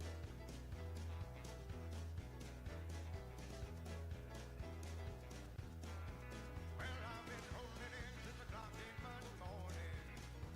At the end of the week, I'm about to blow. We're walking to the honky tonk like a pack of wolves now. Order up around the shops and it's away we go. Let's go throw down, get down. Order up another round of shots. Gonna get drunk, get some have fun. Ain't it just a trouble, baby, like it or not? I'm a Jim Beam, drinking big, singing la la la la la, dancing machine. Been a hell of a week and I need to blow off some steam. Look at those.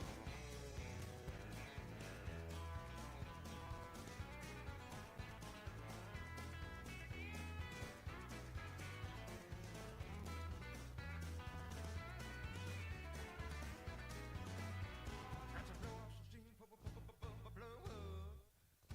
I got to blow off some steam for blow up. I've been holding it in through the whole work week. Now it's Saturday night and I'm about to blow. So come on now, man, and play me none of them slow songs. I need boots, shooting, bar, burning, hell, raising, get up and go songs. Well, give me something hot, just give me all you got. Now let's give old Luke Miller a try. Go ahead.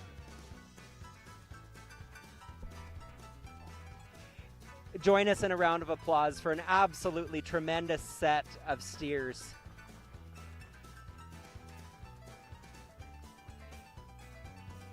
We had no waffling when we said who our top 5 was.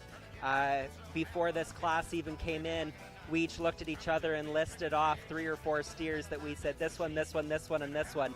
Because there's a group of steers out here that have absolutely blown us away and struck us really hard when they come in the gate. And so with that, I'm going to go ahead and I'm going to let Aaron pull out your top 5, and then we'll give you some more notes.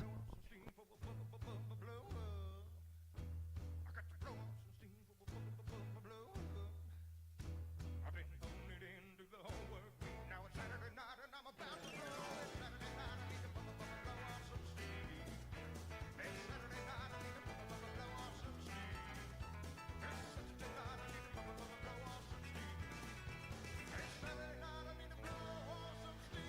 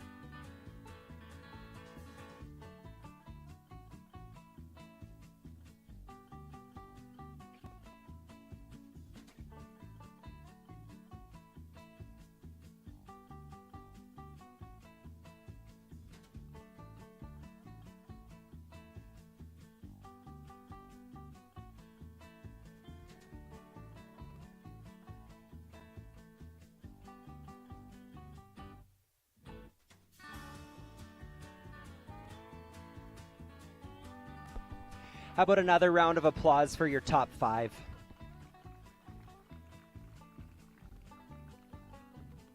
That's a tremendous set of steers, and you know we've got I think 22 steers in this ring, but we sent a group of steers back to the barn that we would be extremely proud of if we had the opportunity to be on the halter, and more so if we had the opportunity to say they were from our farm. 4-H isn't just about these kids. 4-H is about communities coming together to build better human beings. 4-H is the only organization where your success is not measured by the success of your project.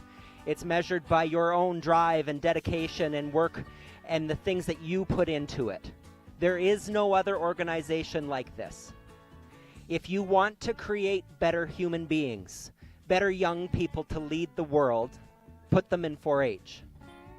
We always say to young kids that are from a rural background that maybe sometimes take 4-H for granted and the opportunities that they have through the program, to step back just for a minute and think about the things that they do through the summer.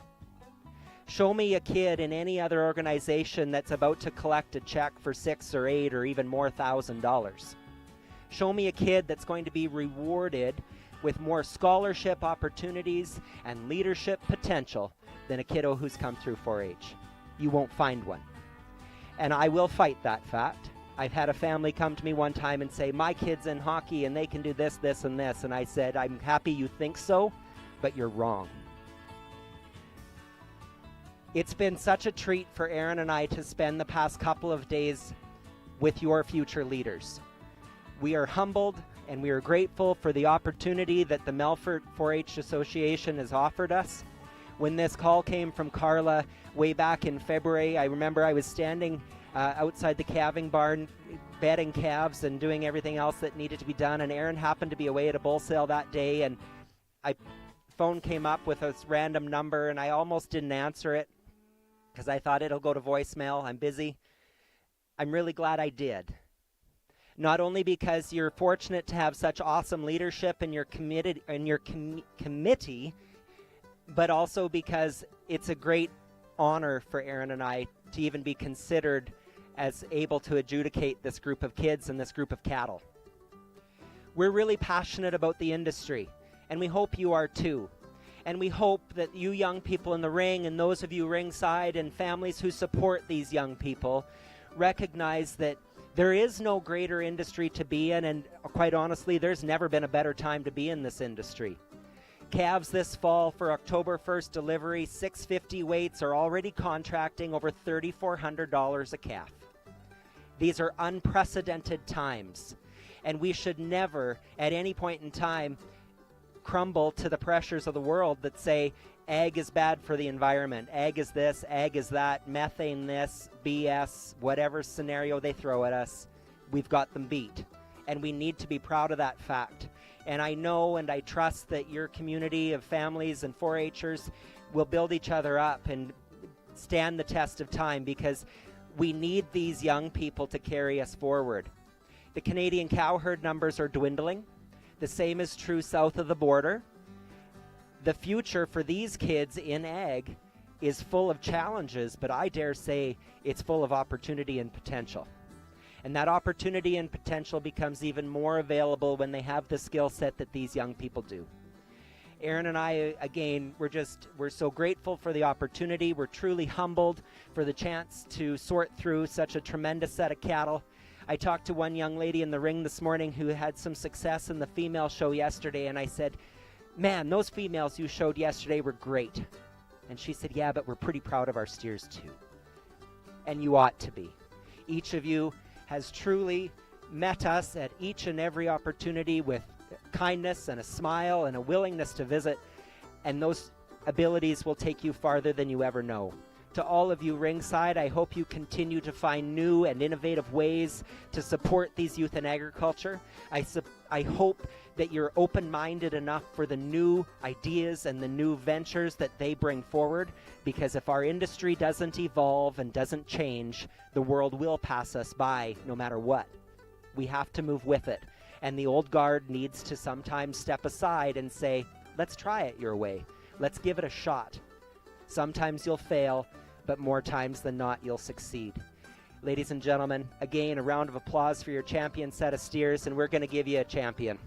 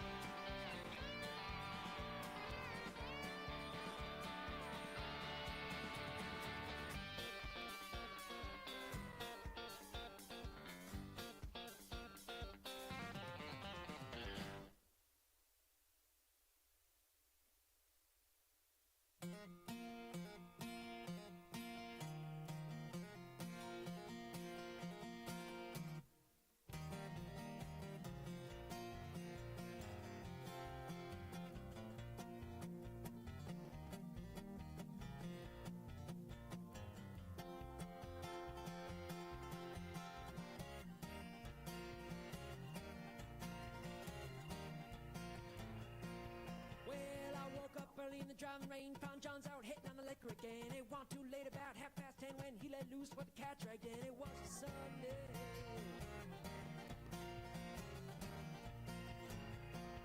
Hey, and then morning came in, morning when he tried to make me pay the rent. Said I ain't got no money for you, can I pay my way with these dancing shoes? Thought I was kidding.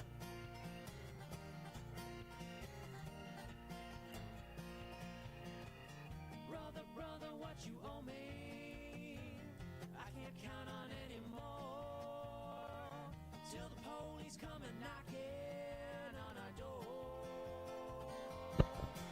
Okay, we have the results for the 2025 Steer Championship. Our grand champion steer for 2025 goes to Celeste Fleury. Congratulations, Celeste. The grand champion is sponsored by Townside Enterprises, Charlie and Trina Porter. Our reserve champion goes to Dawson McLean from, where's Dawson from? Kelvington Club. Congratulations. The reserve champion is sponsored by Ravenworth Cattle Company from Middle Lake. Our third spot goes to Jacob McLean, sponsored by A&K Trucking. Our fourth spot, Adrian Byman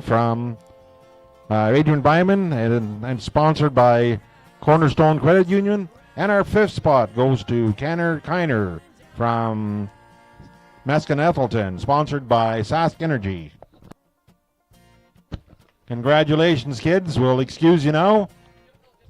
Oh, just hold the phone here. Oh, just hang on one more second. We're going to do home raised and AI right out of this group here.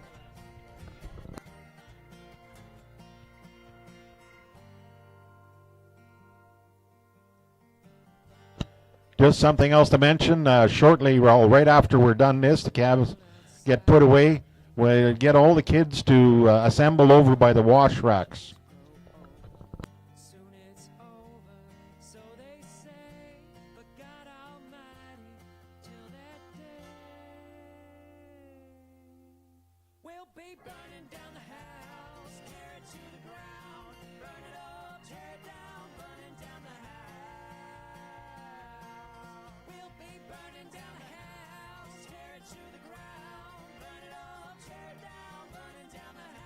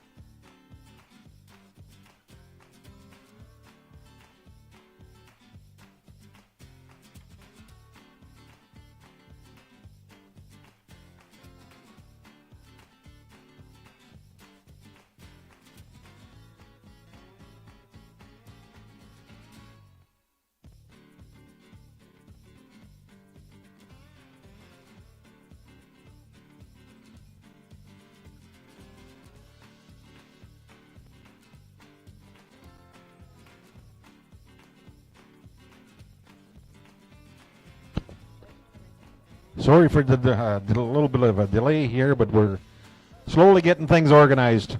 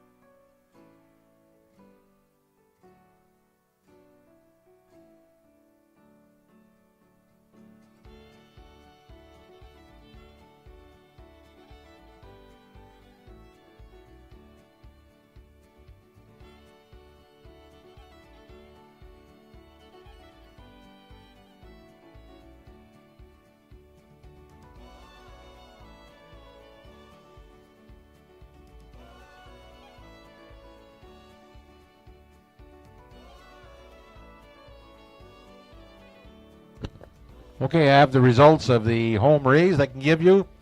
Home raise, the first goes to Celeste Fleury from Tisdale with the champion. Second goes to Dawson McLean from Kelvington. And third spot, Jacob McLean, Kelvington. Congratulations, kids.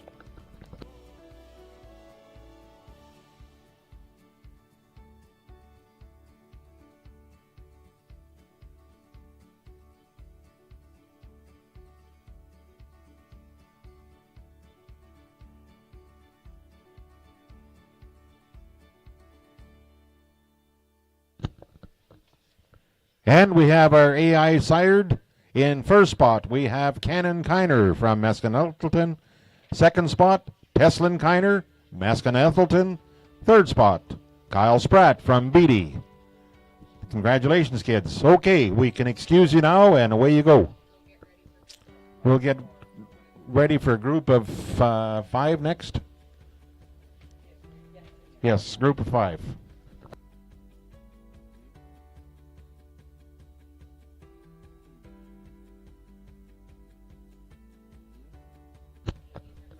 Yes, next we get the group of 5.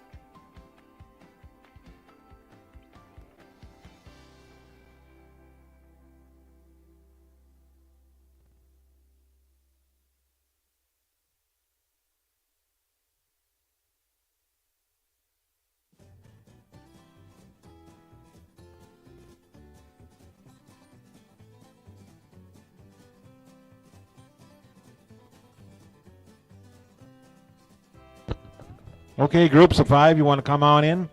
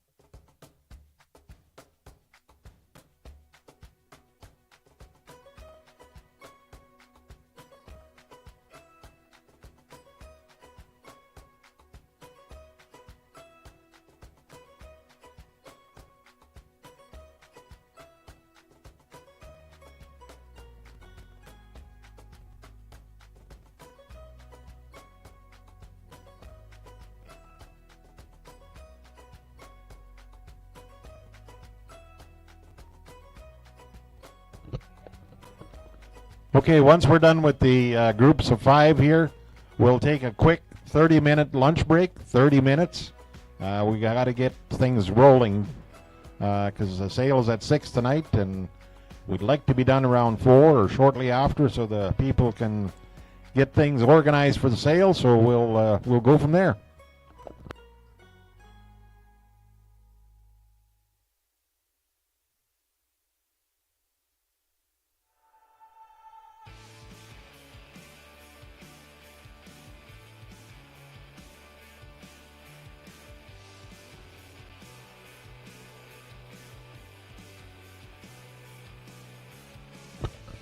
Just something else, people. Right after the group of 5, we still want you to go over to the wash rack.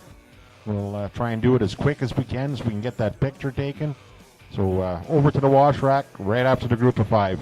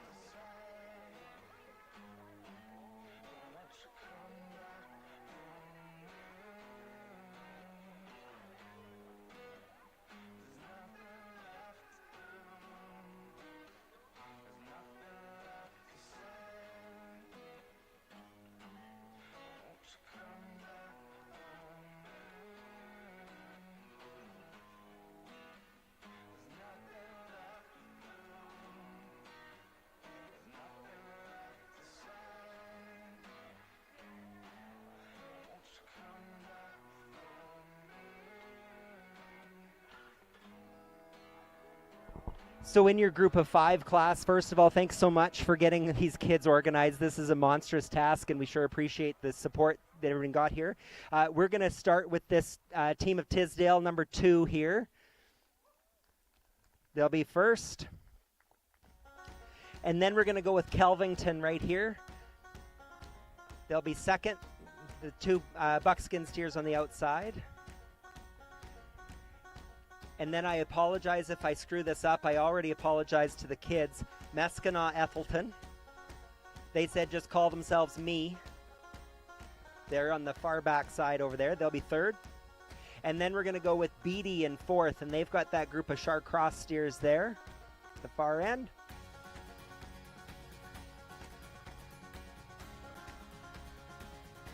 They're third. That's Mescana Ethelton is third. And then Beatty up behind you there will be fourth. And then at the far end is 3 Lakes, and they'll round out your top 5.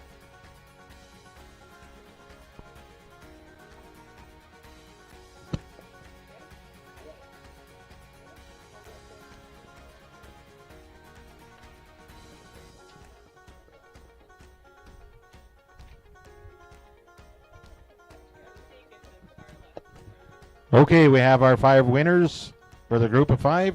First goes to Tisdale, second to Kelvington, third to Mescana Ethelton, fourth to Beatty, and fifth to 3 Lakes. Okay, kids, go put your calves away and assemble over by the wash racks to get your pictures taken.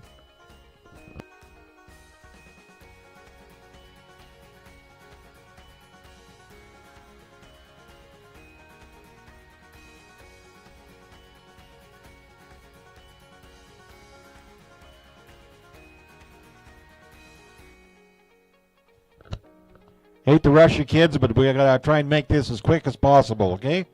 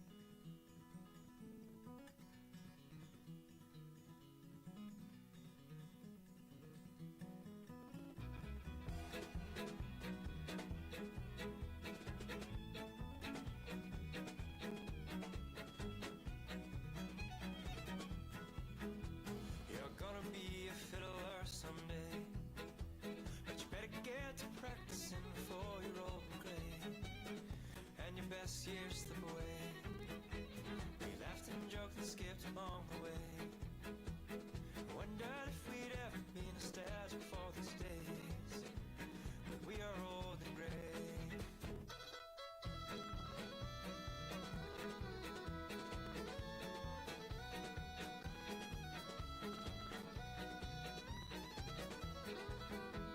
Sat with a sad old man in a dark cafe. I asked him what he's living for. He said not much these days. You are young, you best be on your way. If you wanna be a fiddler someday, you better get to practicing before you're old and gray, and your best years slip away.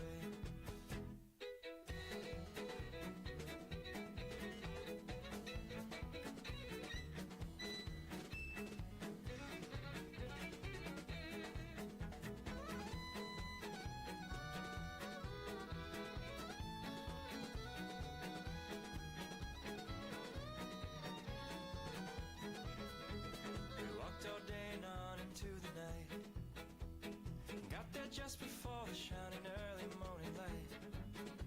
When it was such a sight, is you're gonna be a fiddler someday, but you better get to practicing before you're old and gray, and your best years slip away.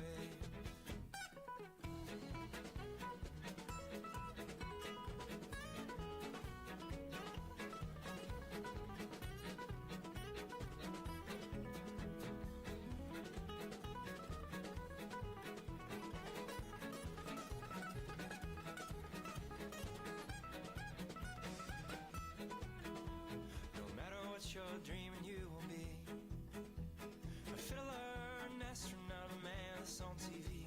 But do it, yeah, don't just wait and see, 'cause you're gonna be a fiddler someday, but you better get to practicing before you're old and gray, and your best years slip away.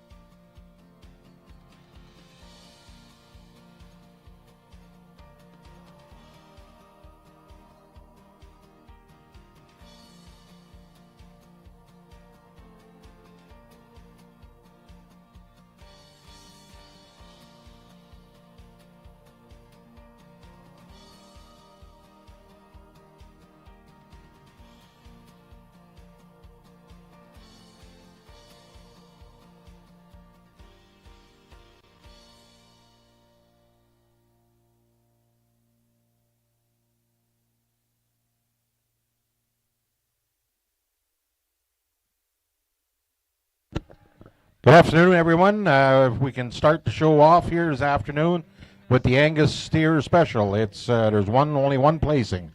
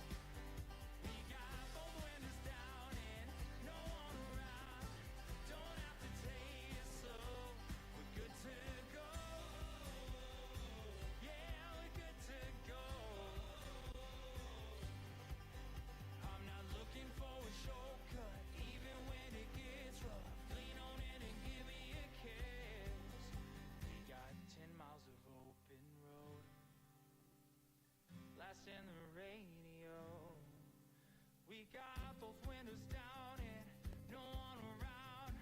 Don't have to take it slow. We got 10 miles of open road. That's in the radio. We got both windows down and no one around. Don't have to take it slow. We're good to go. So much that we don't know. Yeah, there's so much we can't control.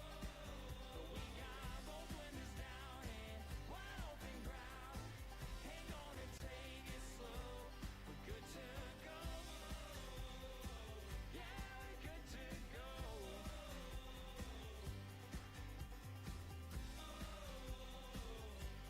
We're good to go.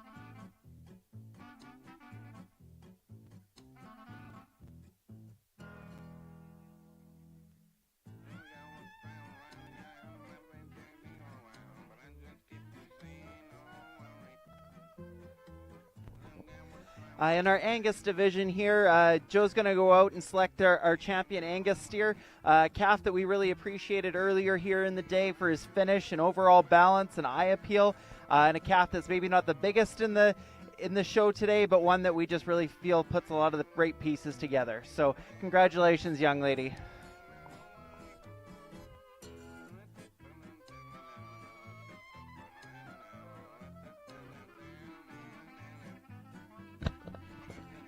There we have it. We have a winner in our Angus division.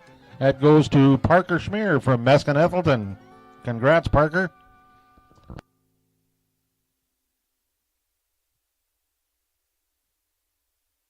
hardest thing that lovers do, knowing when to win and when to lose.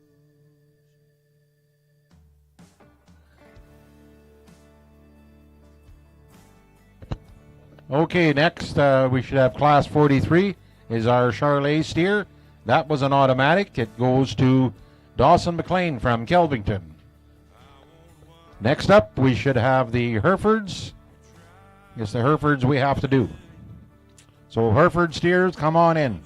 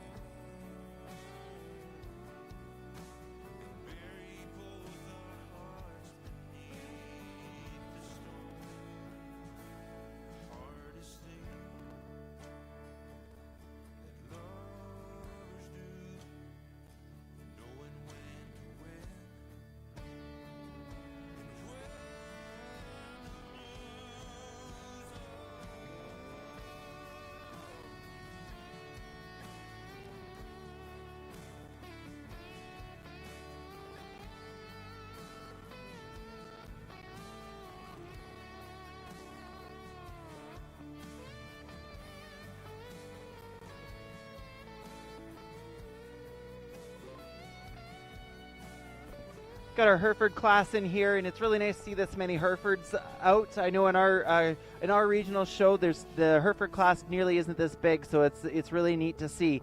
We're going to go out, and Joe's going to pick a steer that, as we were going through the classes, we really liked, and breed character has a big part to do with this. And this traditionally marked Hereford steer we really liked. He's big, bowl over his top. He's deep. He's thick. Just a really nice, attractive steer, and a good representation of the Hereford steers we have here in the ring. So congratulations, young man. Okay, there we have it. Class 44, the Hereford steers. The winner, 717, Ty Ayers from Tisdale. Next up, we should have Class 45, our Shorthorn steers.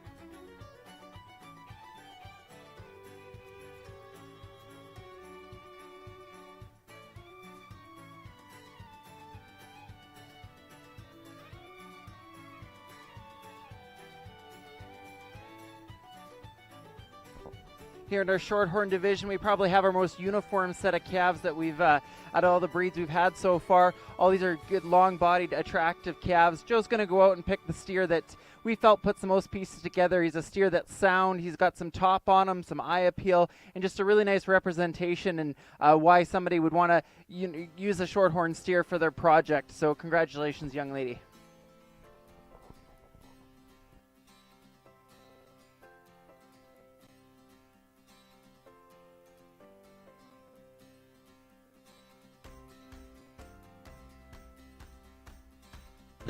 Okay, we have a winner. The top spot, Shorthorn Steers, Vanessa Charco from Moose Range. Congratulations, Vanessa. Sorry about that. Next are Sementals. That's an automatic. That goes to Celeste Fleury. Congratulations, Celeste. Next would be our Speckle Park. Speckle Parks, come on in.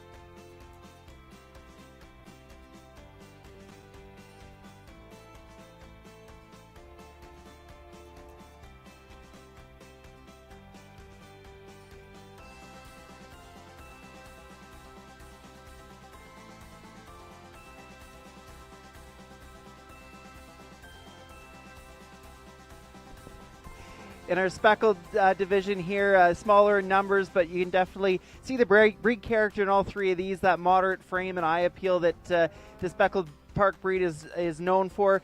Joe's going to go out and select the steer to us, just in terms, puts the most pieces together for us today and gets closest to that ideal market weight for us in the speckled division. So congratulations, speckled breeders. Okay, we have a winner, Speckle Parks. Entry 730, Keely Halverson from Tisdale.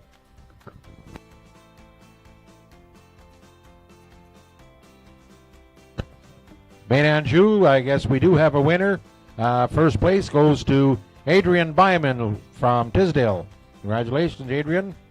Next is our Simmental Steers, or Limousine rather. Limousine Steers, we have a winner there. It's an automatic. Goes to Emma Qualley from Tisdale. Next, we should have in our class 50. We need the Limousine Steers to come in, or Gelby rather.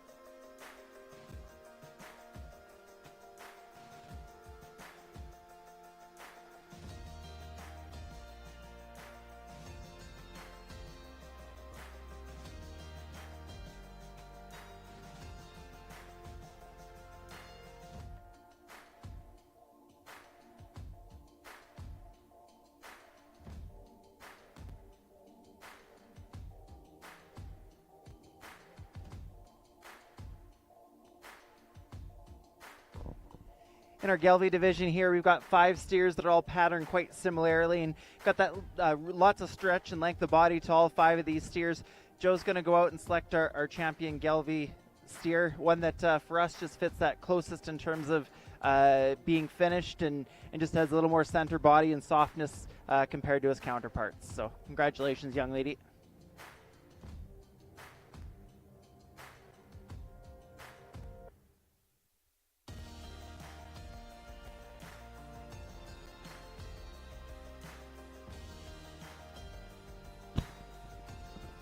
Okay, the winner of our Gelbvieh steers should be Haley Spray from Tisdale. Congratulations to Haley. Next up, we should have our Clubby steers, and that goes, that's an automatic, that goes to Cannon Kiner from Meskin Ethelton. That concludes our steer specials, and now we'll go on to best pair of calves. That's a best pair of home-raised calves from a single family.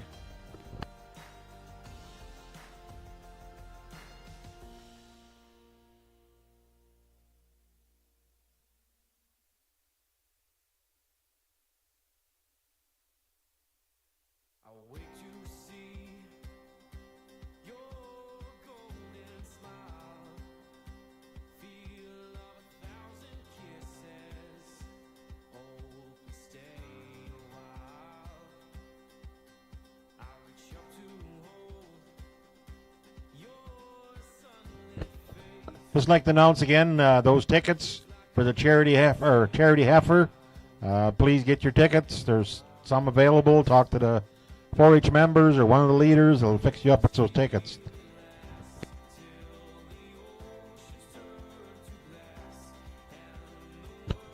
Best pair of calves, 5 placings.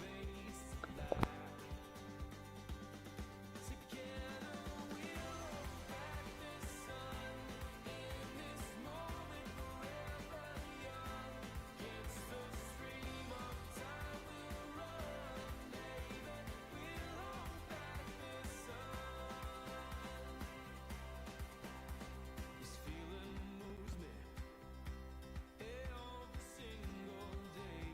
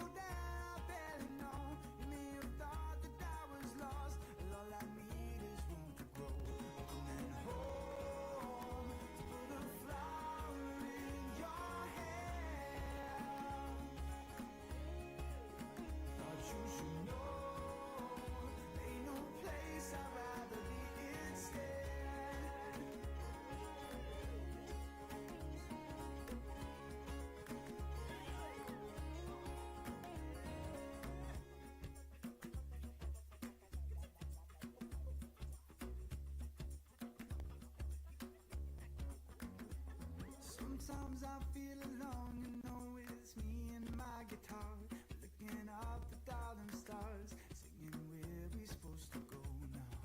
Oh, feel a little lady, tell me what you mean to me, and I'll build a house in Byron Bay, if that's exactly where you'll be. I'm coming home, put a flower in your hair,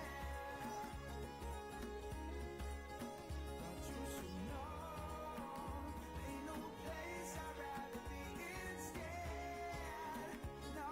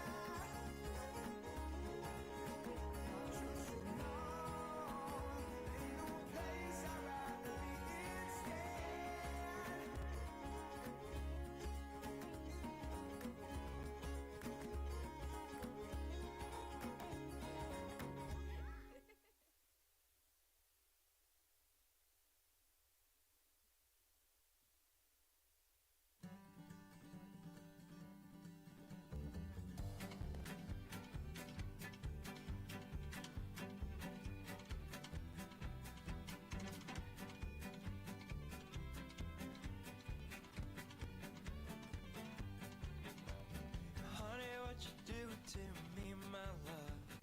Honey, what you doing to me? Come on in and make yourself at home. Honey, what you doing to me? Honey, what you doing with your sweet dark eyes? Honey, what you doing to me? Come on in and make yourself at home. Honey, what you doing to me? Tell me about your trouble and I'll tell you about mine.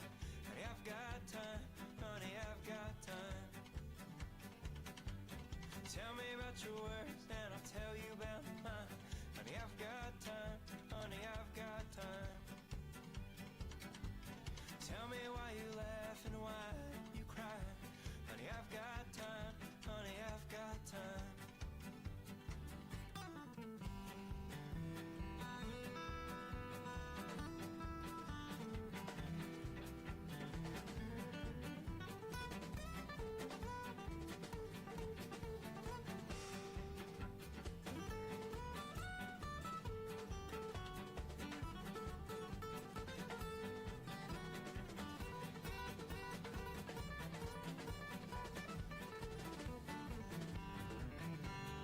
Honey, what you doing to me, my love? Honey, what you doing to me?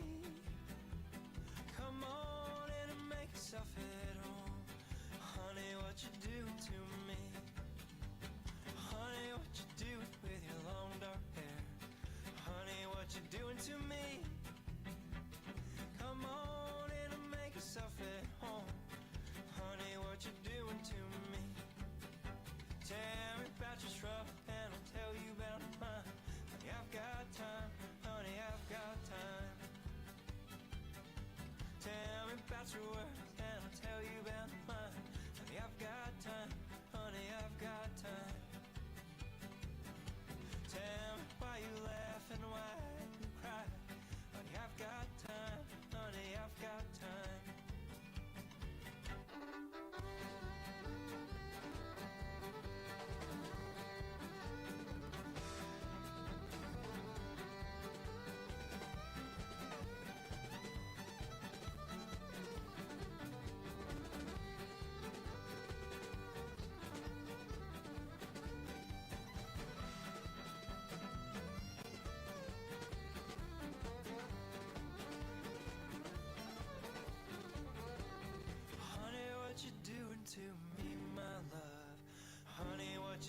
to me? Come on in and make yourself at home. Honey, what you doing to me? Honey, what you doing with your 200 IQ? Honey, what you doing to me? Come on in and make yourself at home. Honey, what you doing to me? Tell me about your trouble and I'll tell you about mine. Honey, I've got time. Honey, I've got time. Tell me about your worries and I'll tell you about mine. Honey, I've got time. Honey, I've got time. Tell me why you laugh and why you cry. Honey, I've got time. Honey, I've got time.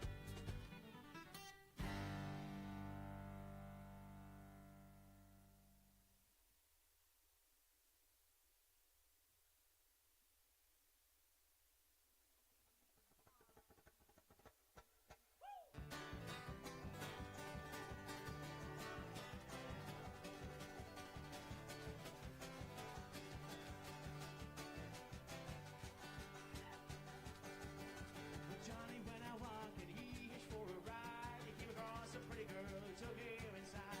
And Johnny asked the pretty girl if he could take her hand. She became his wife and they bought a piece of land.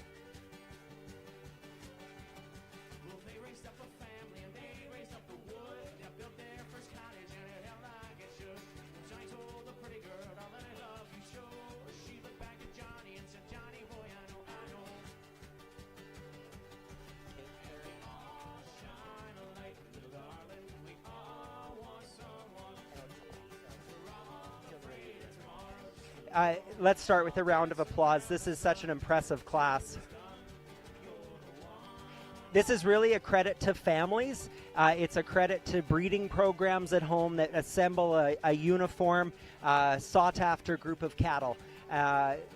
We're certainly not going to say we've got this right. This is in our humble opinion, and we are trying to be cognizant of time.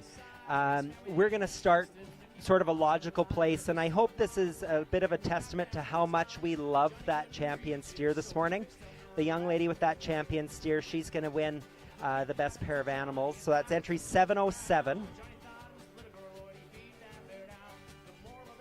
And like I said, that steer for us, when he hit the ring this morning, there was no questions he was winning this deal. So 707 will win this. Our reserve is going to be the young ladies with the maroon shirts here, 604, 603 and 604. That's just such a uniform pair of animals. They have a type and kind, and that's really got to be a major factor in this. So young ladies there, 603, 604 would be the show numbers, would be second. In third, we're going to go with this brother-sister duo here right in front of us. 407 is the back number. Really good clubby steer, and that Angus heifer was competitive yesterday as well. It's a nice pair of cattle. We're going to go to the second row on the far end with the Herefords. That 718 was 717, 718. The pair of well-matched Hereford. Again, there's a real type and kind there, and we appreciate that. And we've seen that from that family all weekend. They'll be fourth. And rounding out would be the Charlet group in the bottom corner here. That was your Reserve Supreme female yesterday. It is the female that carries the weight in that pair, but man, did we love her. And that's a pretty good steer as well. So that'll be your fifth place pair back in the bottom corner. Show number 714 I have. So that'll be your five. So 707, 604, 407, 718, and 714. Johnny went out walking and he hitched for a ride. He came across a pretty girl who took him inside. Johnny asked the pretty girl if he could take her hand. She became his wife and they bought a piece of land. Well, they raised up a family and they raised up the wood. They built their first cottage. Okay, we have our top five. Our first place goes to Celeste Fleury from Tisdale. Our second spot goes to Grace Galen from Three Lakes. Third spot, Teslin Kiner from Meskin-Eppleton. Fourth spot, Ty Aries from Tisdale. And fifth spot, Landon Burrill from Tisdale. Congratulations, kids. I guess you're all excused now. Away you go. Next up, we'll have our first split of junior showmanship. I think we've got about 4 splits of juniors.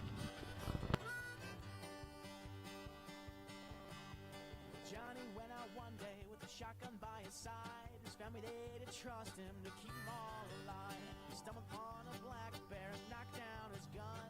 Johnny couldn't reach it, so he fixed up to run. The bear caught up to Johnny, knocked him to the ground. Johnny thought it was little girl and he beat that bear down. Well, the moral of the story, if there's a woman by his side, there's nothing that a man won't do just to stay alive, stay alive. And we all shine a light, little darling, we all want someone. We're all afraid of tomorrow, just a little. We all dance circles around the sun. And we all shine a light, little darling, we all want someone. We're all afraid of tomorrow, just a little. We all dance circles around the sun till it's done. You're the one.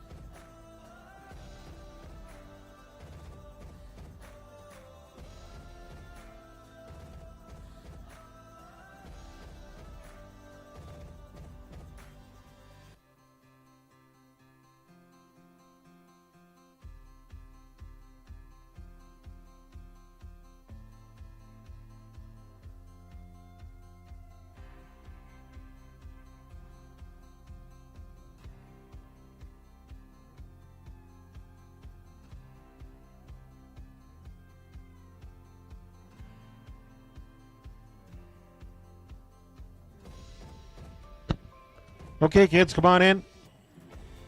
Let's get the show on the road.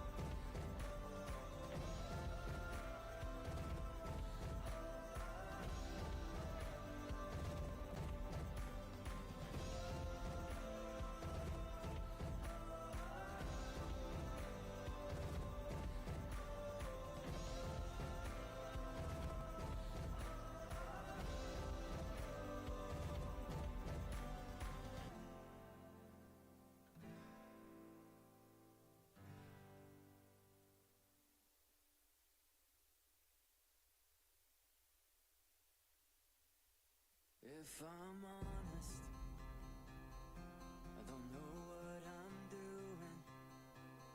I'm just wandering the ruins, looking for a place to start. If I'm honest, I don't know who I am. All I see is a man who's waiting for a wake-up call. So won't you touch this heart that doesn't have a song to sing, and sing it to me, sing it to me. Open up my mind, but cannot find a melody, and sing it to me, sing it to me. I keep singing.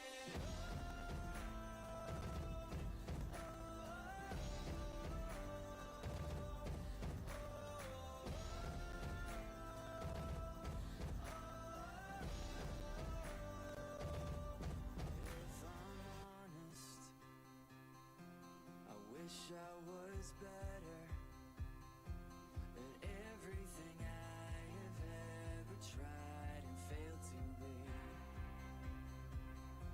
I wear every letdown, I show every scar, and I found that hope can only carry you so far. So won't you touch this heart that doesn't have a song to sing, and sing it to me, and sing it to me. Open up my mind that cannot find a melody, and sing it to me, sing it to me. I keep singing.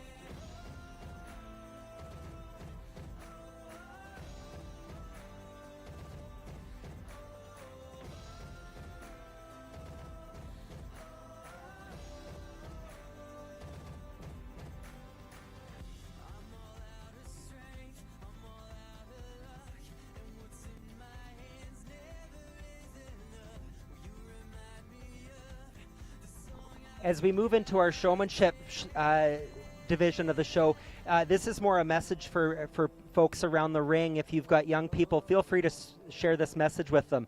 Aaron and I do not believe in overworking kids. We think it's ridiculous to switch halters and take away show canes and those tools that kids come into the show ring with. You will never see us do that. We've been judging showmanship since the moment we got out of our vehicle yesterday, so we'll be quite quick in terms of the showmanship splits. A couple things that are going to be a little bit different. The members that we're going to ask to come back for our final are not leaving the ring. They're just going to come on the far side over here and just wait, and they'll come back for the final drive. We're going to give specific comments about showmanship at the end of each age division. So we'll comment on all of the juniors following or during our junior showmanship final.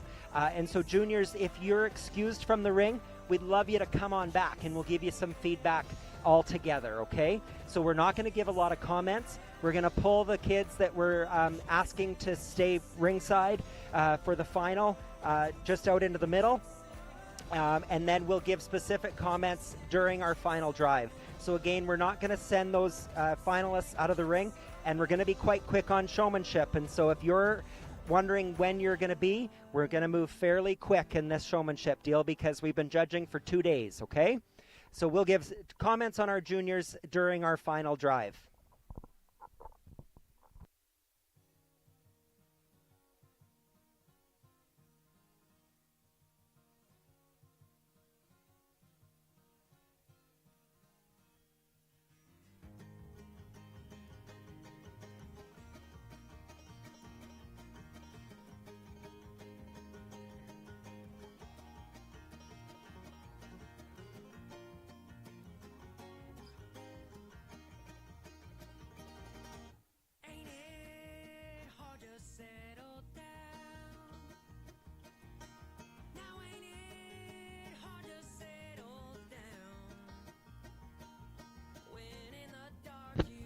Okay, we have the first three people pull out of the junior class.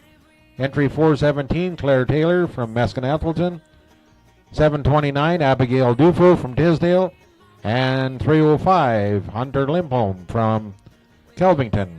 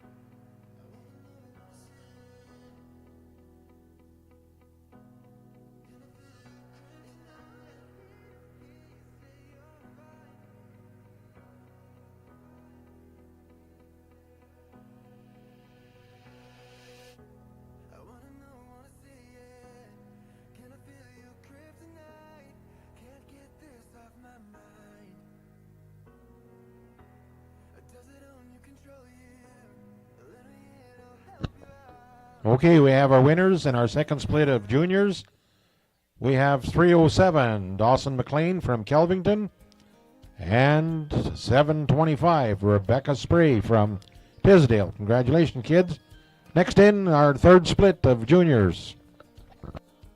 Sunday morning with my head on your chest, wearing your shirt like my party dress. Something about the way you're holding me tight lets me know everything's alright. We don't have anywhere to be. Right here with our hallway. Lock the door and try the blinds. Let's just stay here a while. Let's be lazy, baby. No troubles on our minds. Tell me, baby, we're leaving all behind. The two of us, we're here no worse. Let's be lazy, baby. Let's be lazy.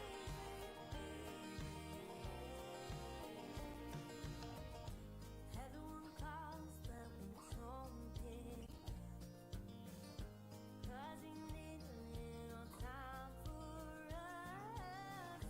Sunrise to sunset, we do it all again. Let's be lazy, baby. No troubles on our minds. Tell me, baby, we're leaving all behind. The two of us, we're here no worse. Let's be lazy, baby. Let's be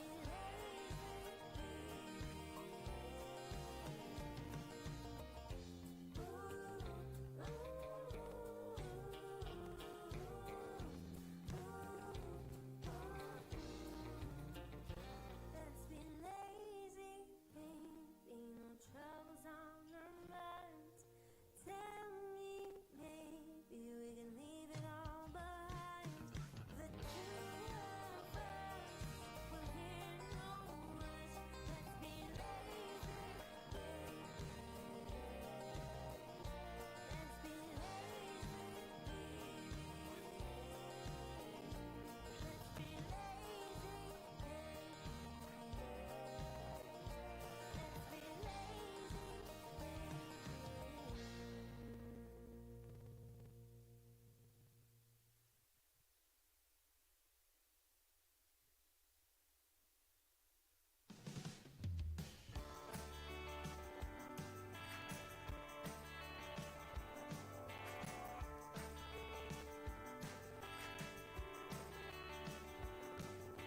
Tell me, pretty lady, now if you don't give, did you ever really think, did you ever really feel that this was something we both showed? Was it something we could know?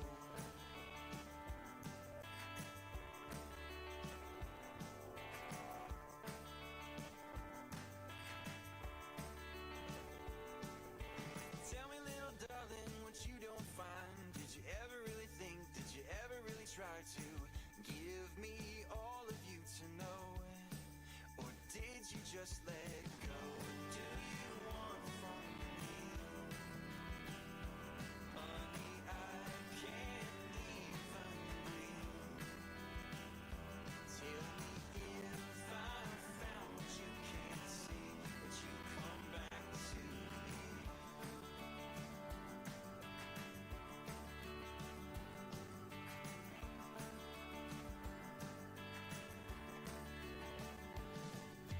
Tell me now,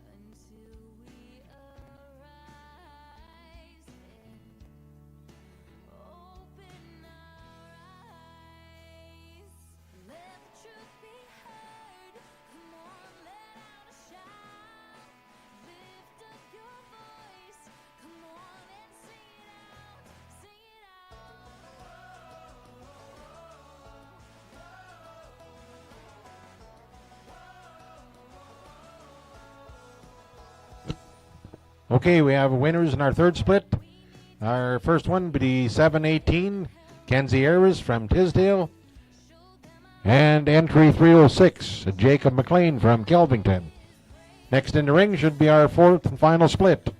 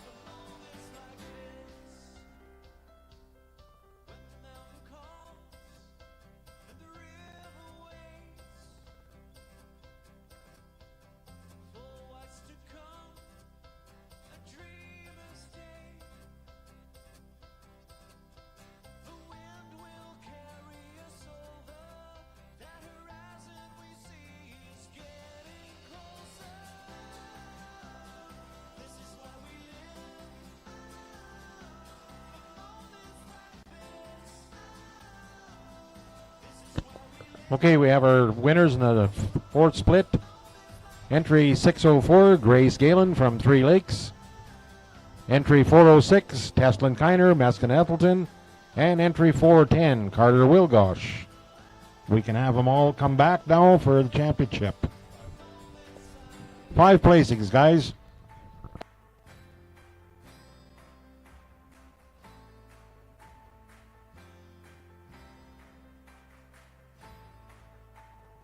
This is why we live. This is why we live.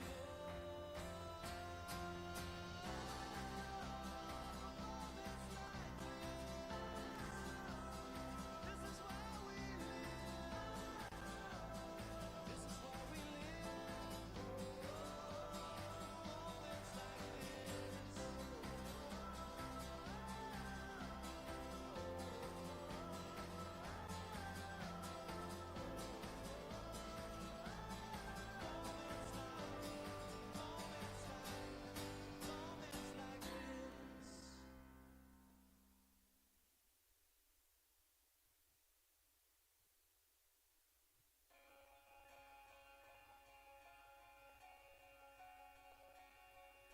The best thing and the worst thing happened today. She moved on with another guy and got engaged. And now my heart's set free from its cage, but it stings like hell on the way out. The best thing and the worst thing happened today. I'm moving on.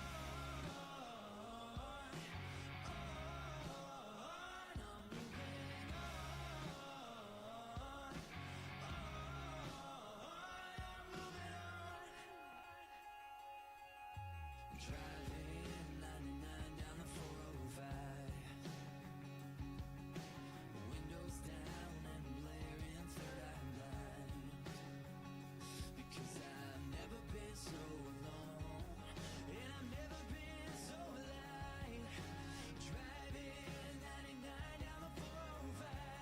Yeah, I'm moving on.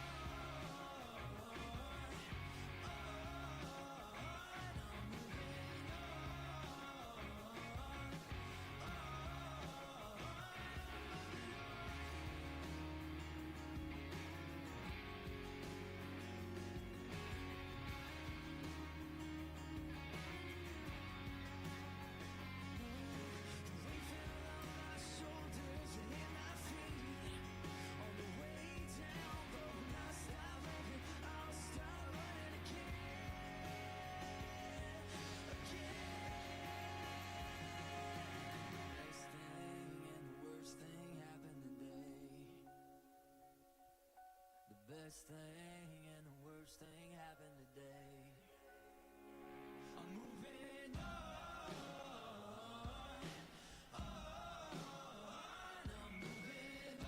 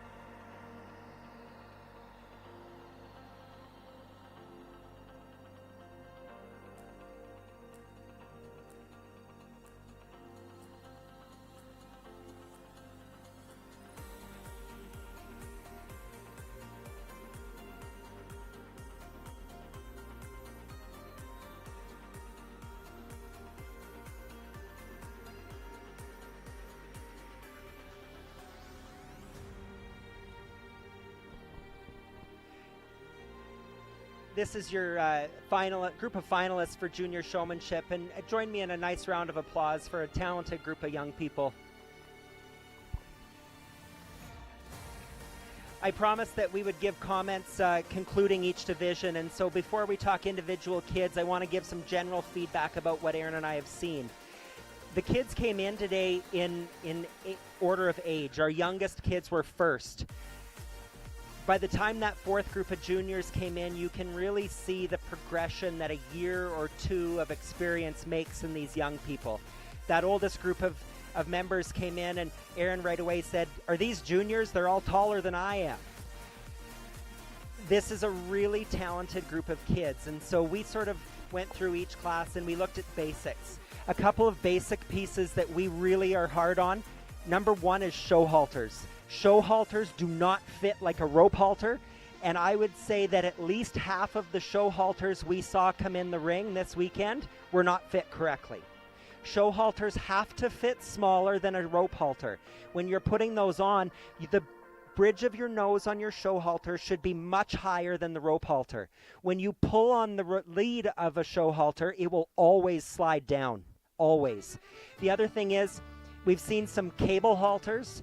We've seen some infinity halters, they're called, where they only have a buckle on one side. Those get even more difficult to fit. We're a big fan of a traditional show halter. We don't believe in cable halters because, quite frankly, I wouldn't want a piece of wire shoved into my face. It's not comfortable. We don't believe in them. So get your show halters fit correctly. Part of that is the clip on your halter has to be turned out. When you go to do the little buckle, the little slide part has to be pointed out for two reasons. Number one, it's uncomfortable for the animal when you're pulling on that and that little thing is sliding into their jaw. The second part is, I've seen it happen where if you lift on that halter really quick, it has actually slid that apart and that halter has come off. The chain has slid right out from underneath and you're left with nothing. The clip on your halters has to be pointed out and the bridge of your nose has to be up high. The second thing we look at is the way that these kids carry their show canes.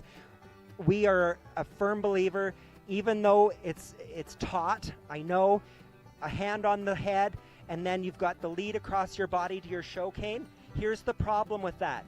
When a kiddo goes to push the head of that steer or heifer away from them, they only have so much room before the show cane has to come with them because they're tethered together. So I know in the beginning, it's our tendency to teach kids to two hands. Actually, you have more control of that animal's head, and we haven't seen an animal all weekend that isn't quiet and ready to be here. One hand on that halter, you can control that head and manipulate where that animal is going. You can steer and direct them with your hand, and you can keep that show cane up where it needs to be. Show canes, especially young ladies, there is a tendency to push your show cane out away from your body. Don't do it. What you're doing is actually making yourself bigger. We want a good show person to disappear. Bring that arm in, carry a relaxed elbow, and your cane is just parallel to your body. Another piece of advice that we've given a few young people is where your eyes go is where everything else goes. We've seen some kiddos come in and their eyes are on the ground and they look like this. And instantly that animal's head comes down, the show cane comes down, and suddenly all we're doing is we're watching about 3 square feet of grass in front of us. You got to keep your head up. When you do that, instantly your arm will come up. That animal's head will come up. Your show cane will fall into its posture the way you want it to, and everything will change about your presentation. The fourth and final thing I'm going to give you, juniors, because I could be here all day, showmanship is our soapbox. When you're holding your animal this way and you've got your cane in the hand I'm holding the microphone with and you're scratching, the judge is coming up beside you. You've been taught, I hope, that you need to shuffle and open up for that judge. I don't want you to do a big step, though. It's not this. It's this. Imagine you're standing in a feed tub. Your feet only have that circle of space to move in. You're holding your animal. You can turn this way. You can turn this way. It's more of a gesture than a big move. Here's why. Number one, it's distracting when you're doing this. Okay? We see kids take these big steps to get out of the way, and it's distracting. The other thing is when a kiddo goes to take that big step, they've actually told their animal, we're leaving. We're going to start walking now. Because instantly these cattle have learned when that kid goes, I go. And so that big step by a kiddo opens the invitation to that calf to move as well. So imagine you're standing in a feed tub. This is all the ground you can cover. It's just a little pivot. It's a gesture to the judge that you're getting out of the way and you're opening up that calf for them to see. What we've done in our juniors is we pulled out 2 or 3 from each split that we felt were competitive. As I said, when we started this, we were going to be fairly quick in showmanship, and we hope we're doing that. What we've done is we've tucked our finalists over here. We've been watching that too, because the reality is in every show situation you ever come into, there's variables that you didn't expect or see, and how you handle those is a part of your showmanship. Showmanship is judged the moment we arrived yesterday morning. It's how you interact with fellow members. It's how that the way that you are open to instruction and the way that you greet people and all of those things. We pulled out a group of young juniors in this finalist class that we really are very, very proud of. They represent your community so well. We sent a really great group of juniors back to the barn already.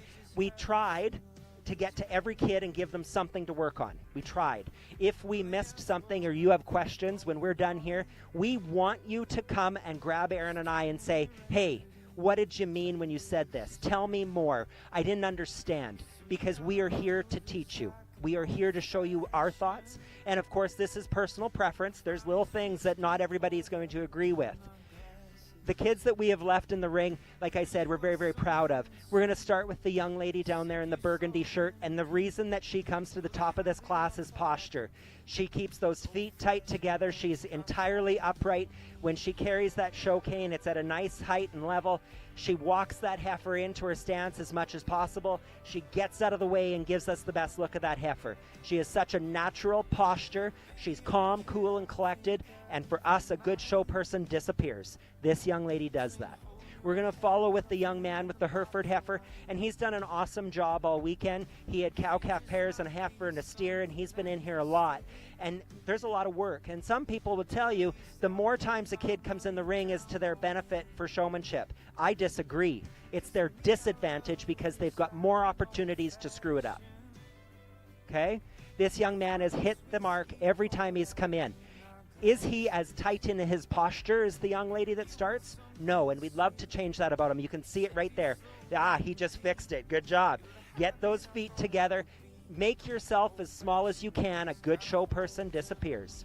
We love what this young lady does with that Hereford heifer in third. Again, so calm, cool, and collected. She's one of our younger juniors, and so that heifer does push her around just a little bit. What we'd love her to work on next time is just be a little bit more aware of what's happening in the ring. Every now and then, she just missed her mark in terms of when she came into that first spot. If you're standing ringside, watch what's happening in the class before you, because it's going to be the same when you come in. This young lady, though, comes into that third hole because of her demeanor. She is so pleasant. She is so calm, cool, and collected, and she's just a real pleasure to be around. The young lady with that really awesome buckskin steer, you know we liked him this morning. The steer is hot and tired and crabby. I dare say that young lady's getting a little tired too. They're having some disagreements. But this young lady got herself into fourth hole of showmanship in her steer class this morning. She did a magnificent job with that steer when they were both fresh. We're giving her the benefit of the doubt because we know that steer is the issue right now. But when she gets that steer stuck, he's 12 times her size plus. She gets that head up where it belongs. She gives us the best look of that steer, and that's a tough job to do. The young lady that rounds out our top 5 with the black heifer, she's one that really, I would almost call her a bit of a wallflower showman. She does. She just really gets out of our way. She lets that heifer do the talking, and we appreciate that. One thing we asked her to do is to drop that halter.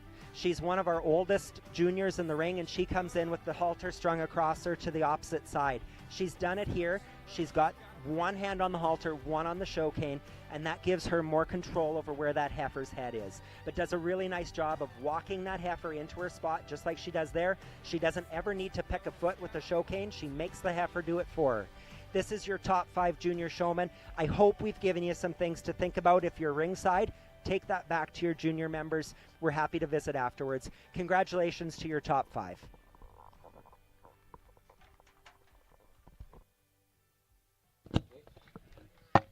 Okay, we have your winners in the junior showmanship.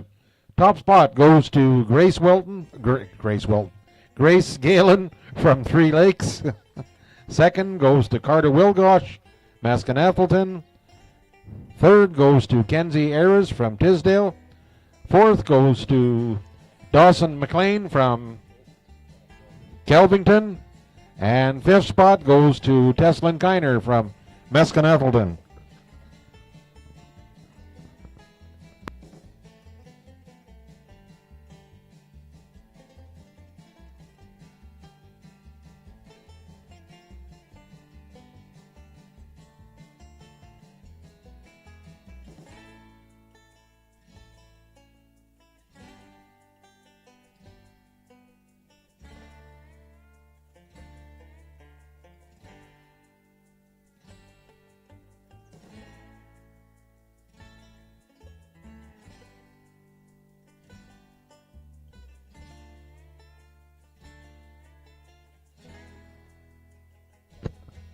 Okay, next we should have our intermediate showmanship, class 55.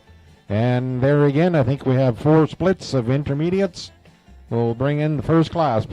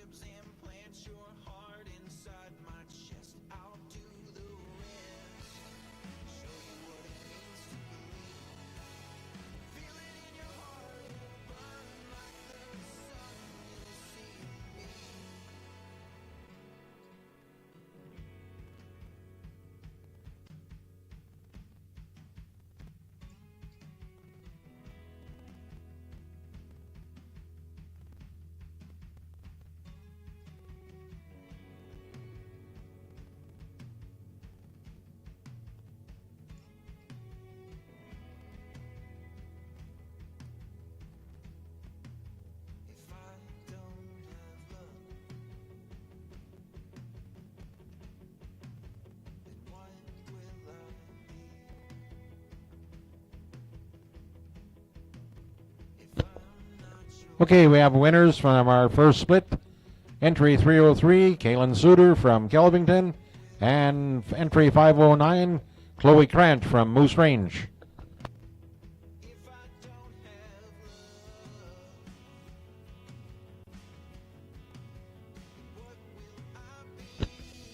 Okay, the second split can come on in. We have three scratches on second split. Caleb Sauter and Ariel Hood and Haley Prosberg.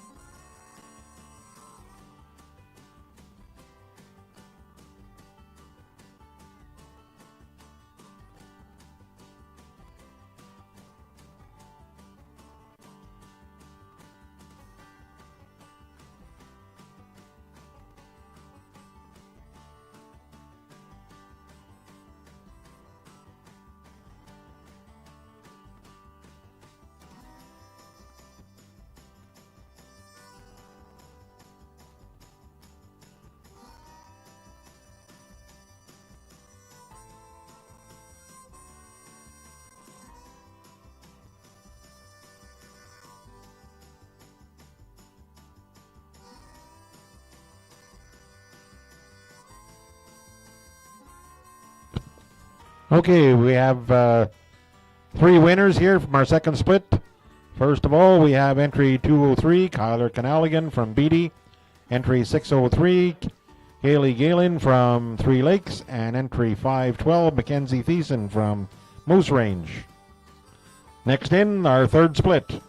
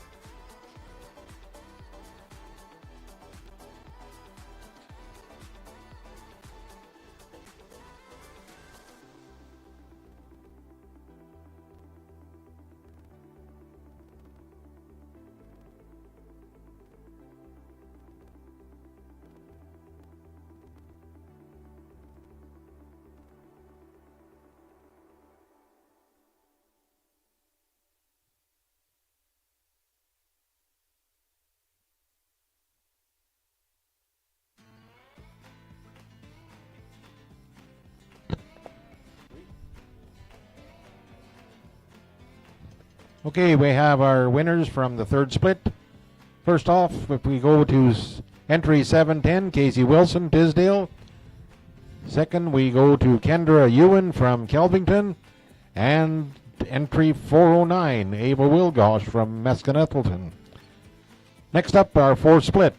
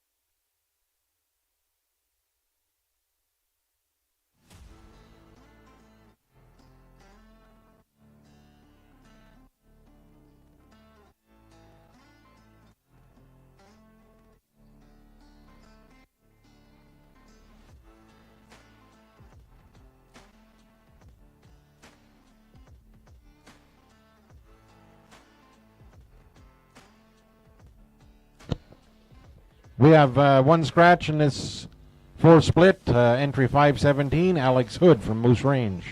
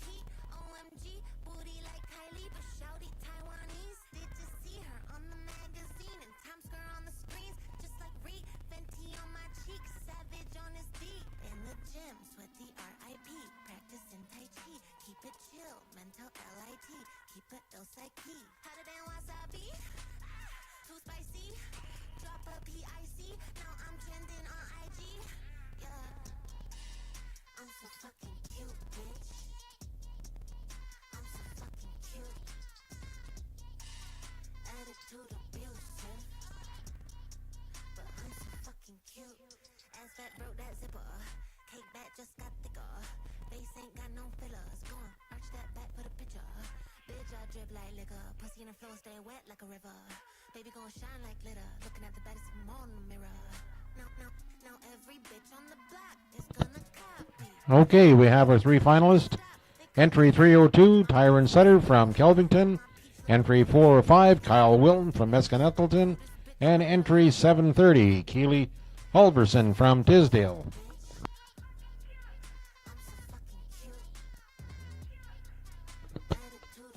Next, we will have all our winners come back, and we'll go for our championship drive.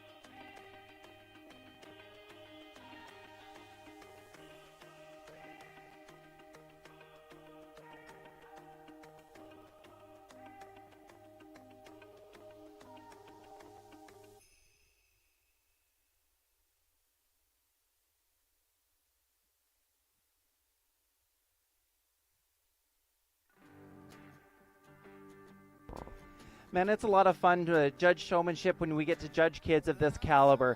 I think these intermediate kids definitely deserve a round of applause for the awesome job. Not only the kids in the ring, but the ones that we sent back to the barn as well.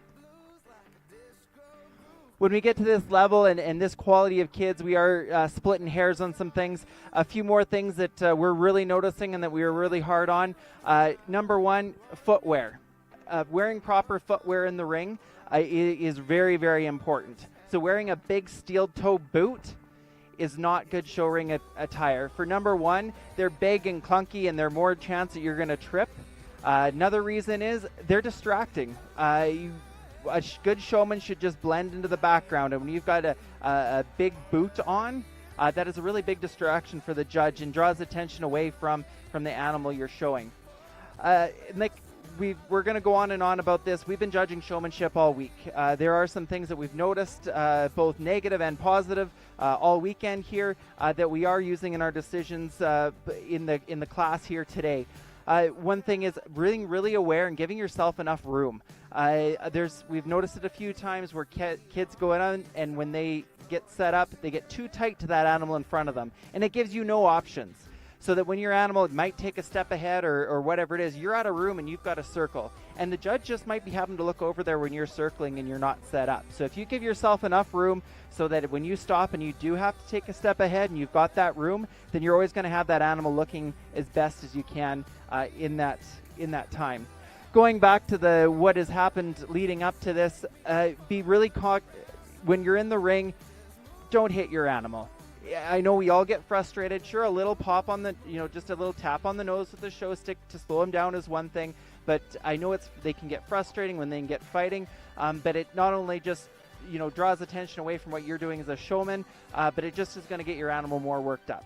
So as much as you can, just avoid doing that. Try and keep calm and cool and collected, no matter how your animal is working. Once again, we're going to be really hard on posture. We're going to be really hard on how these kids come in and present themselves. But we pulled out 5 showmen here that we're really, really happy with. The young lady to start, another thing that we really liked about her is she took some direction very well. When she was in the first class, we did give her the criticism that she got quite a bit ahead of the rest of the class. When they came back in, she opted out to be the first one in the ring, and she slowed down and did a better job. So we really liked the job that she did there and taking criticism and improving on that. We were really watching that. Every kid that's come through the ring, we've tried to give something to, and we're watching to see if they improved on that moving forward, and this young lady definitely did. Beside that, and we've said this before, what we love is a showman that just blends into the background. This is what this young lady does. She's relaxed, but yet she has good posture. When she goes and sets that heifer up every time, and she does it very smooth, but yet very quickly and efficiently, she stops, she loins that heifer, make sure the tail's good, and you just know that heifer's had a lot of practice, and we really like the way the job this girl has done. The buckskin steer in second. This steer is getting a little cranky on her here now, but like we said, we've been watching all weekend, and we know how this young lady showed this steer earlier in the class. I talked to her at that time about how we were a little tough on the steer in the confirmation classes because he was a little far off finished, but man, does she get that steer stuck, and every opportunity she had to show that steer off, she took, and she did a really nice job, and that's why she finds herself in second. The young lady in third, she has once again, just like the ladies above her, just that calm confidence, and she just blends into the background, and that's what we really like. There's a couple times that with her foot placing and stuff wasn't quite where we'd like to see it, but she does have a heifer that's a little more challenging when it comes to showing and just getting those feet quite straight. But she's always done a really nice job. We've noticed her a few times tucking that tail when it gets up. She's done a really nice job there.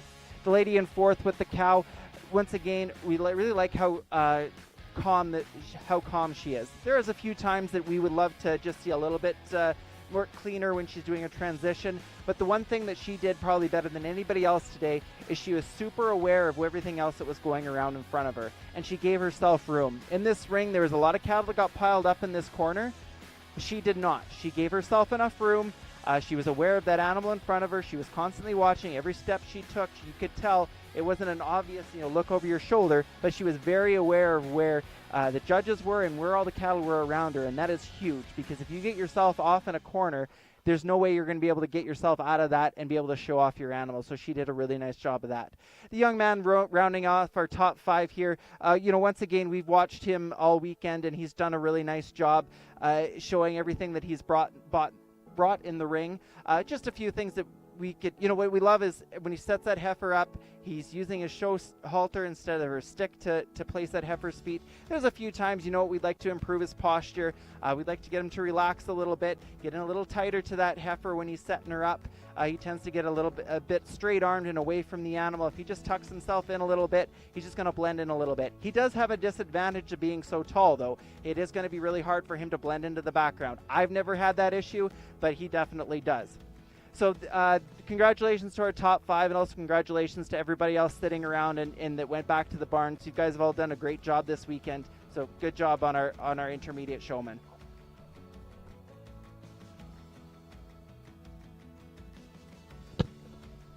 Okay, there we have it.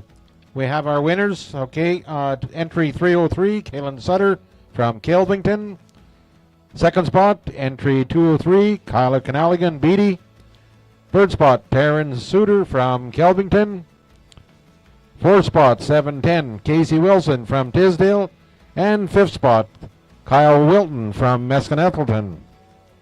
Next in class 56, first split of our senior showmanship.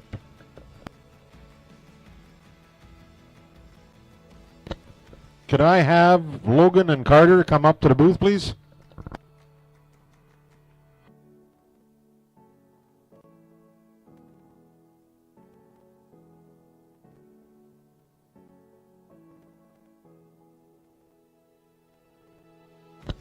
Logan and Carter, I just presented them a couple appreciations from the original 4-H regional show.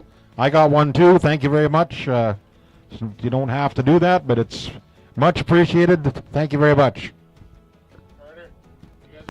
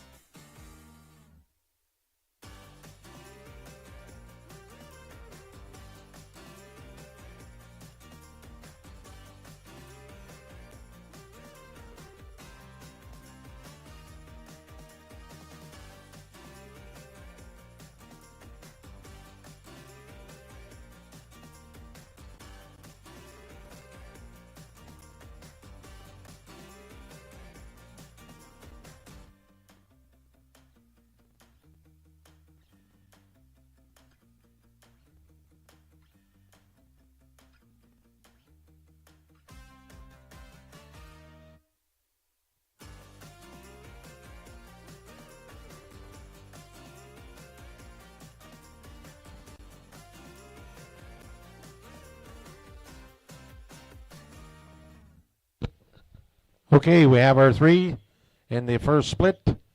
Number 723, Amber Spray from Tisdale. Entry 215, Riley Spratt from Beatty. And entry 408, Anna Wilgosh from Meskin-Ethleton. Next in, our second split.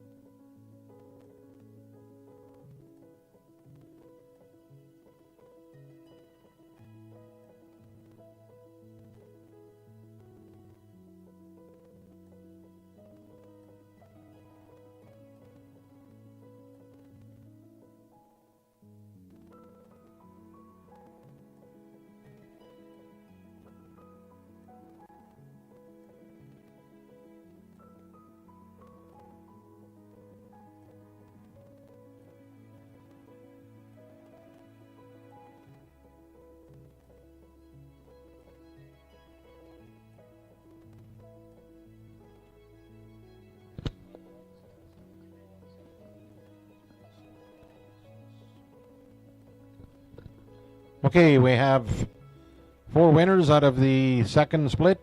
First of all, we have entry 501, Vanessa Charco, Boost Range. Entry 707, Celeste Fleury, Tisdale. Entry 301, Morgan Suter, Felvington. And entry 731, Amber McDonald from Tisdale. Next in, third split.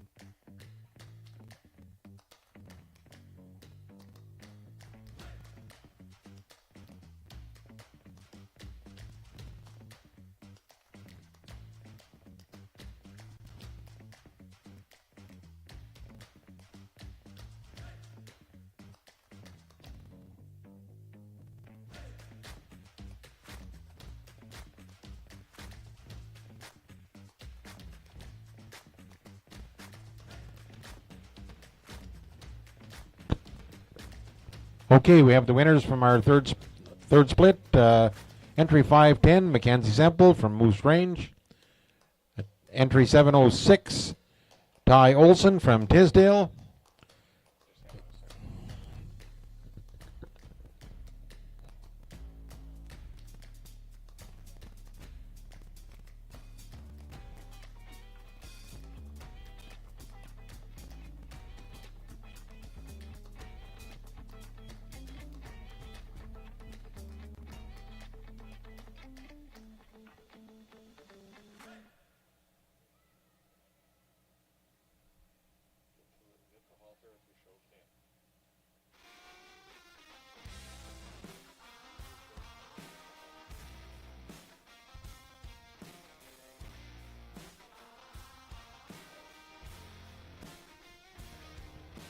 And entry 212, Caitlin Spratt, Beatty, and entry 719, Adrian Byman, Tisdale. We'll excuse the rest of you, and then we'll bring the rest back.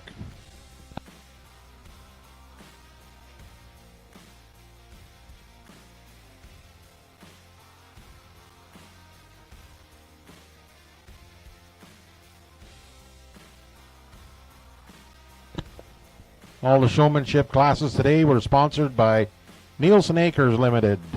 Thank you to Nielsen Acres.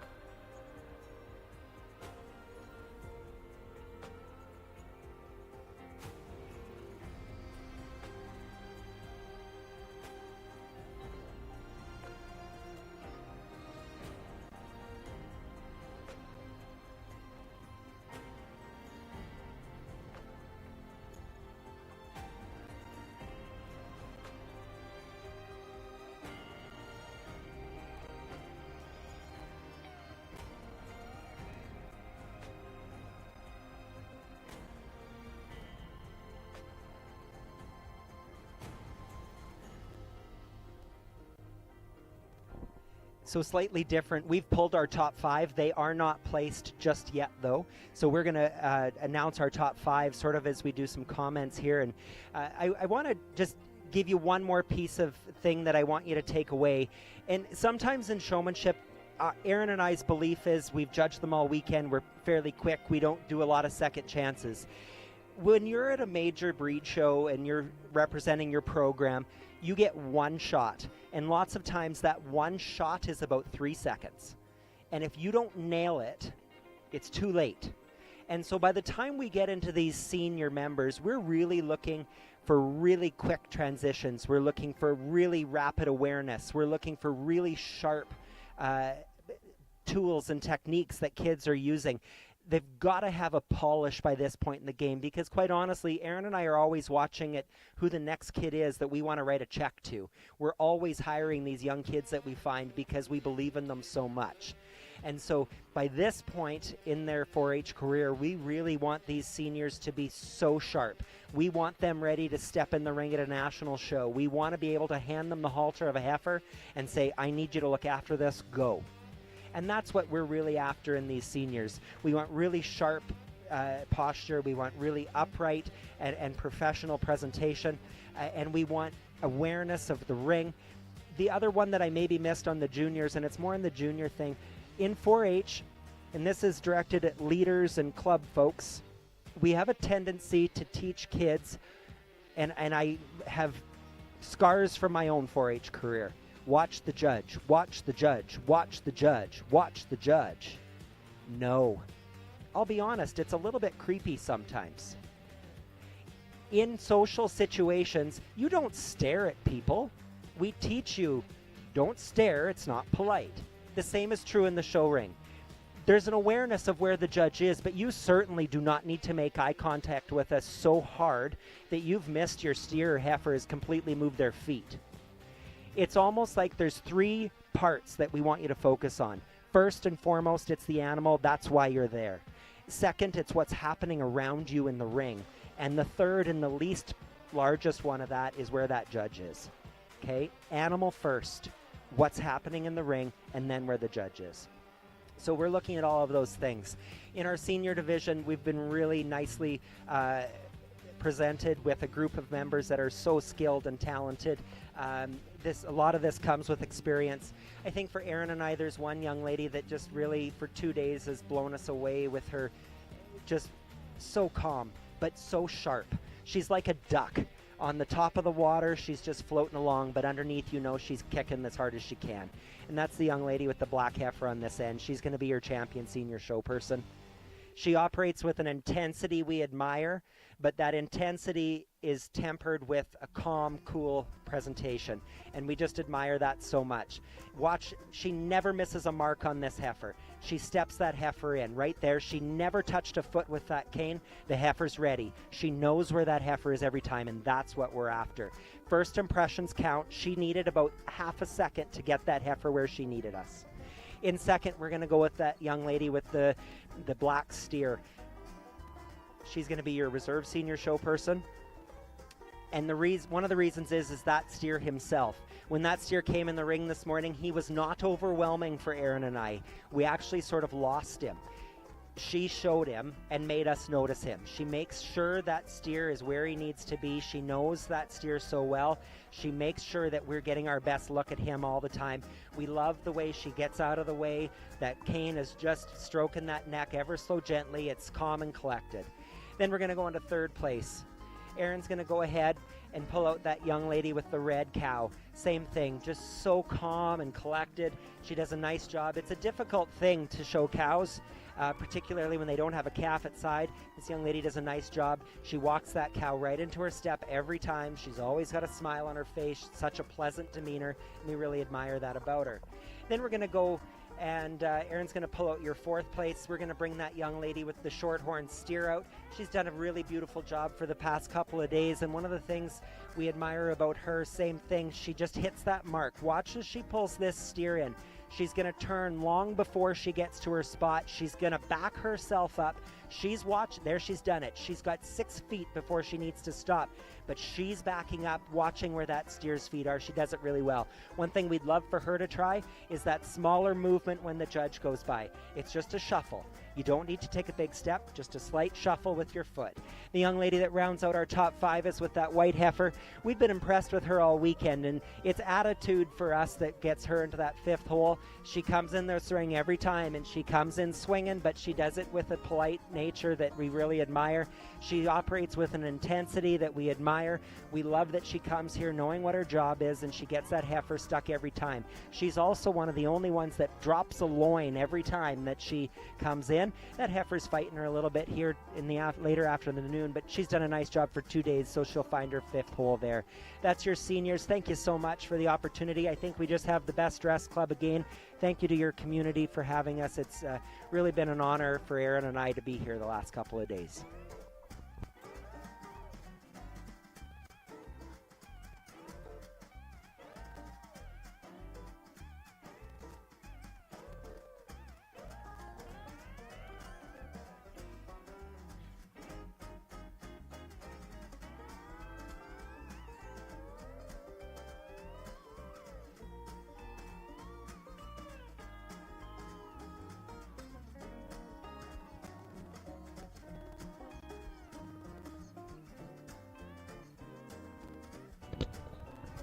Okay, guys, away you go.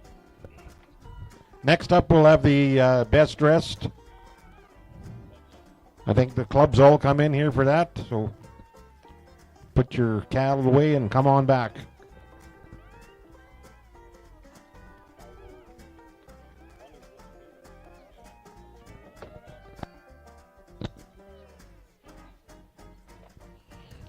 Okay, I'll give you the winners of the senior showmanship. First goes to Morgan Suter from Kelvington. Second goes to Adrian Byman from Tisdale. Third goes to entry 707, Celeste Fleury from Tisdale. Fourth goes to Vanessa Charco from Moose Range. And fifth goes to 510, Mackenzie Temple from Moose Range. Congratulations, girls. Very good.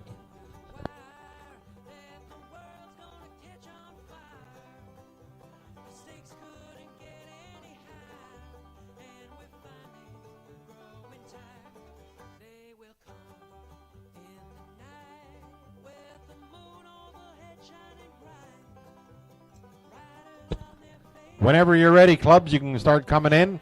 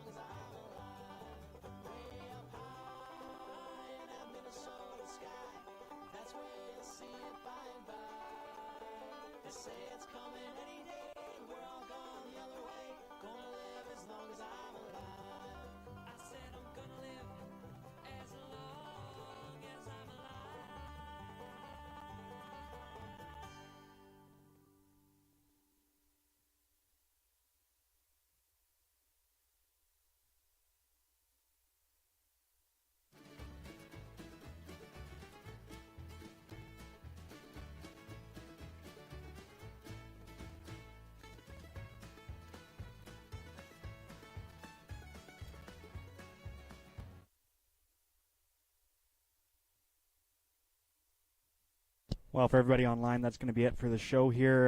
The sale will be back on DLMS live at 6 o'clock. We'll have test bidding open around 5:30. So if you want to log on and test your bid button before we get going, feel free to do so. We'll be back with the sale around 6 o'clock. Got 105 steers to sell.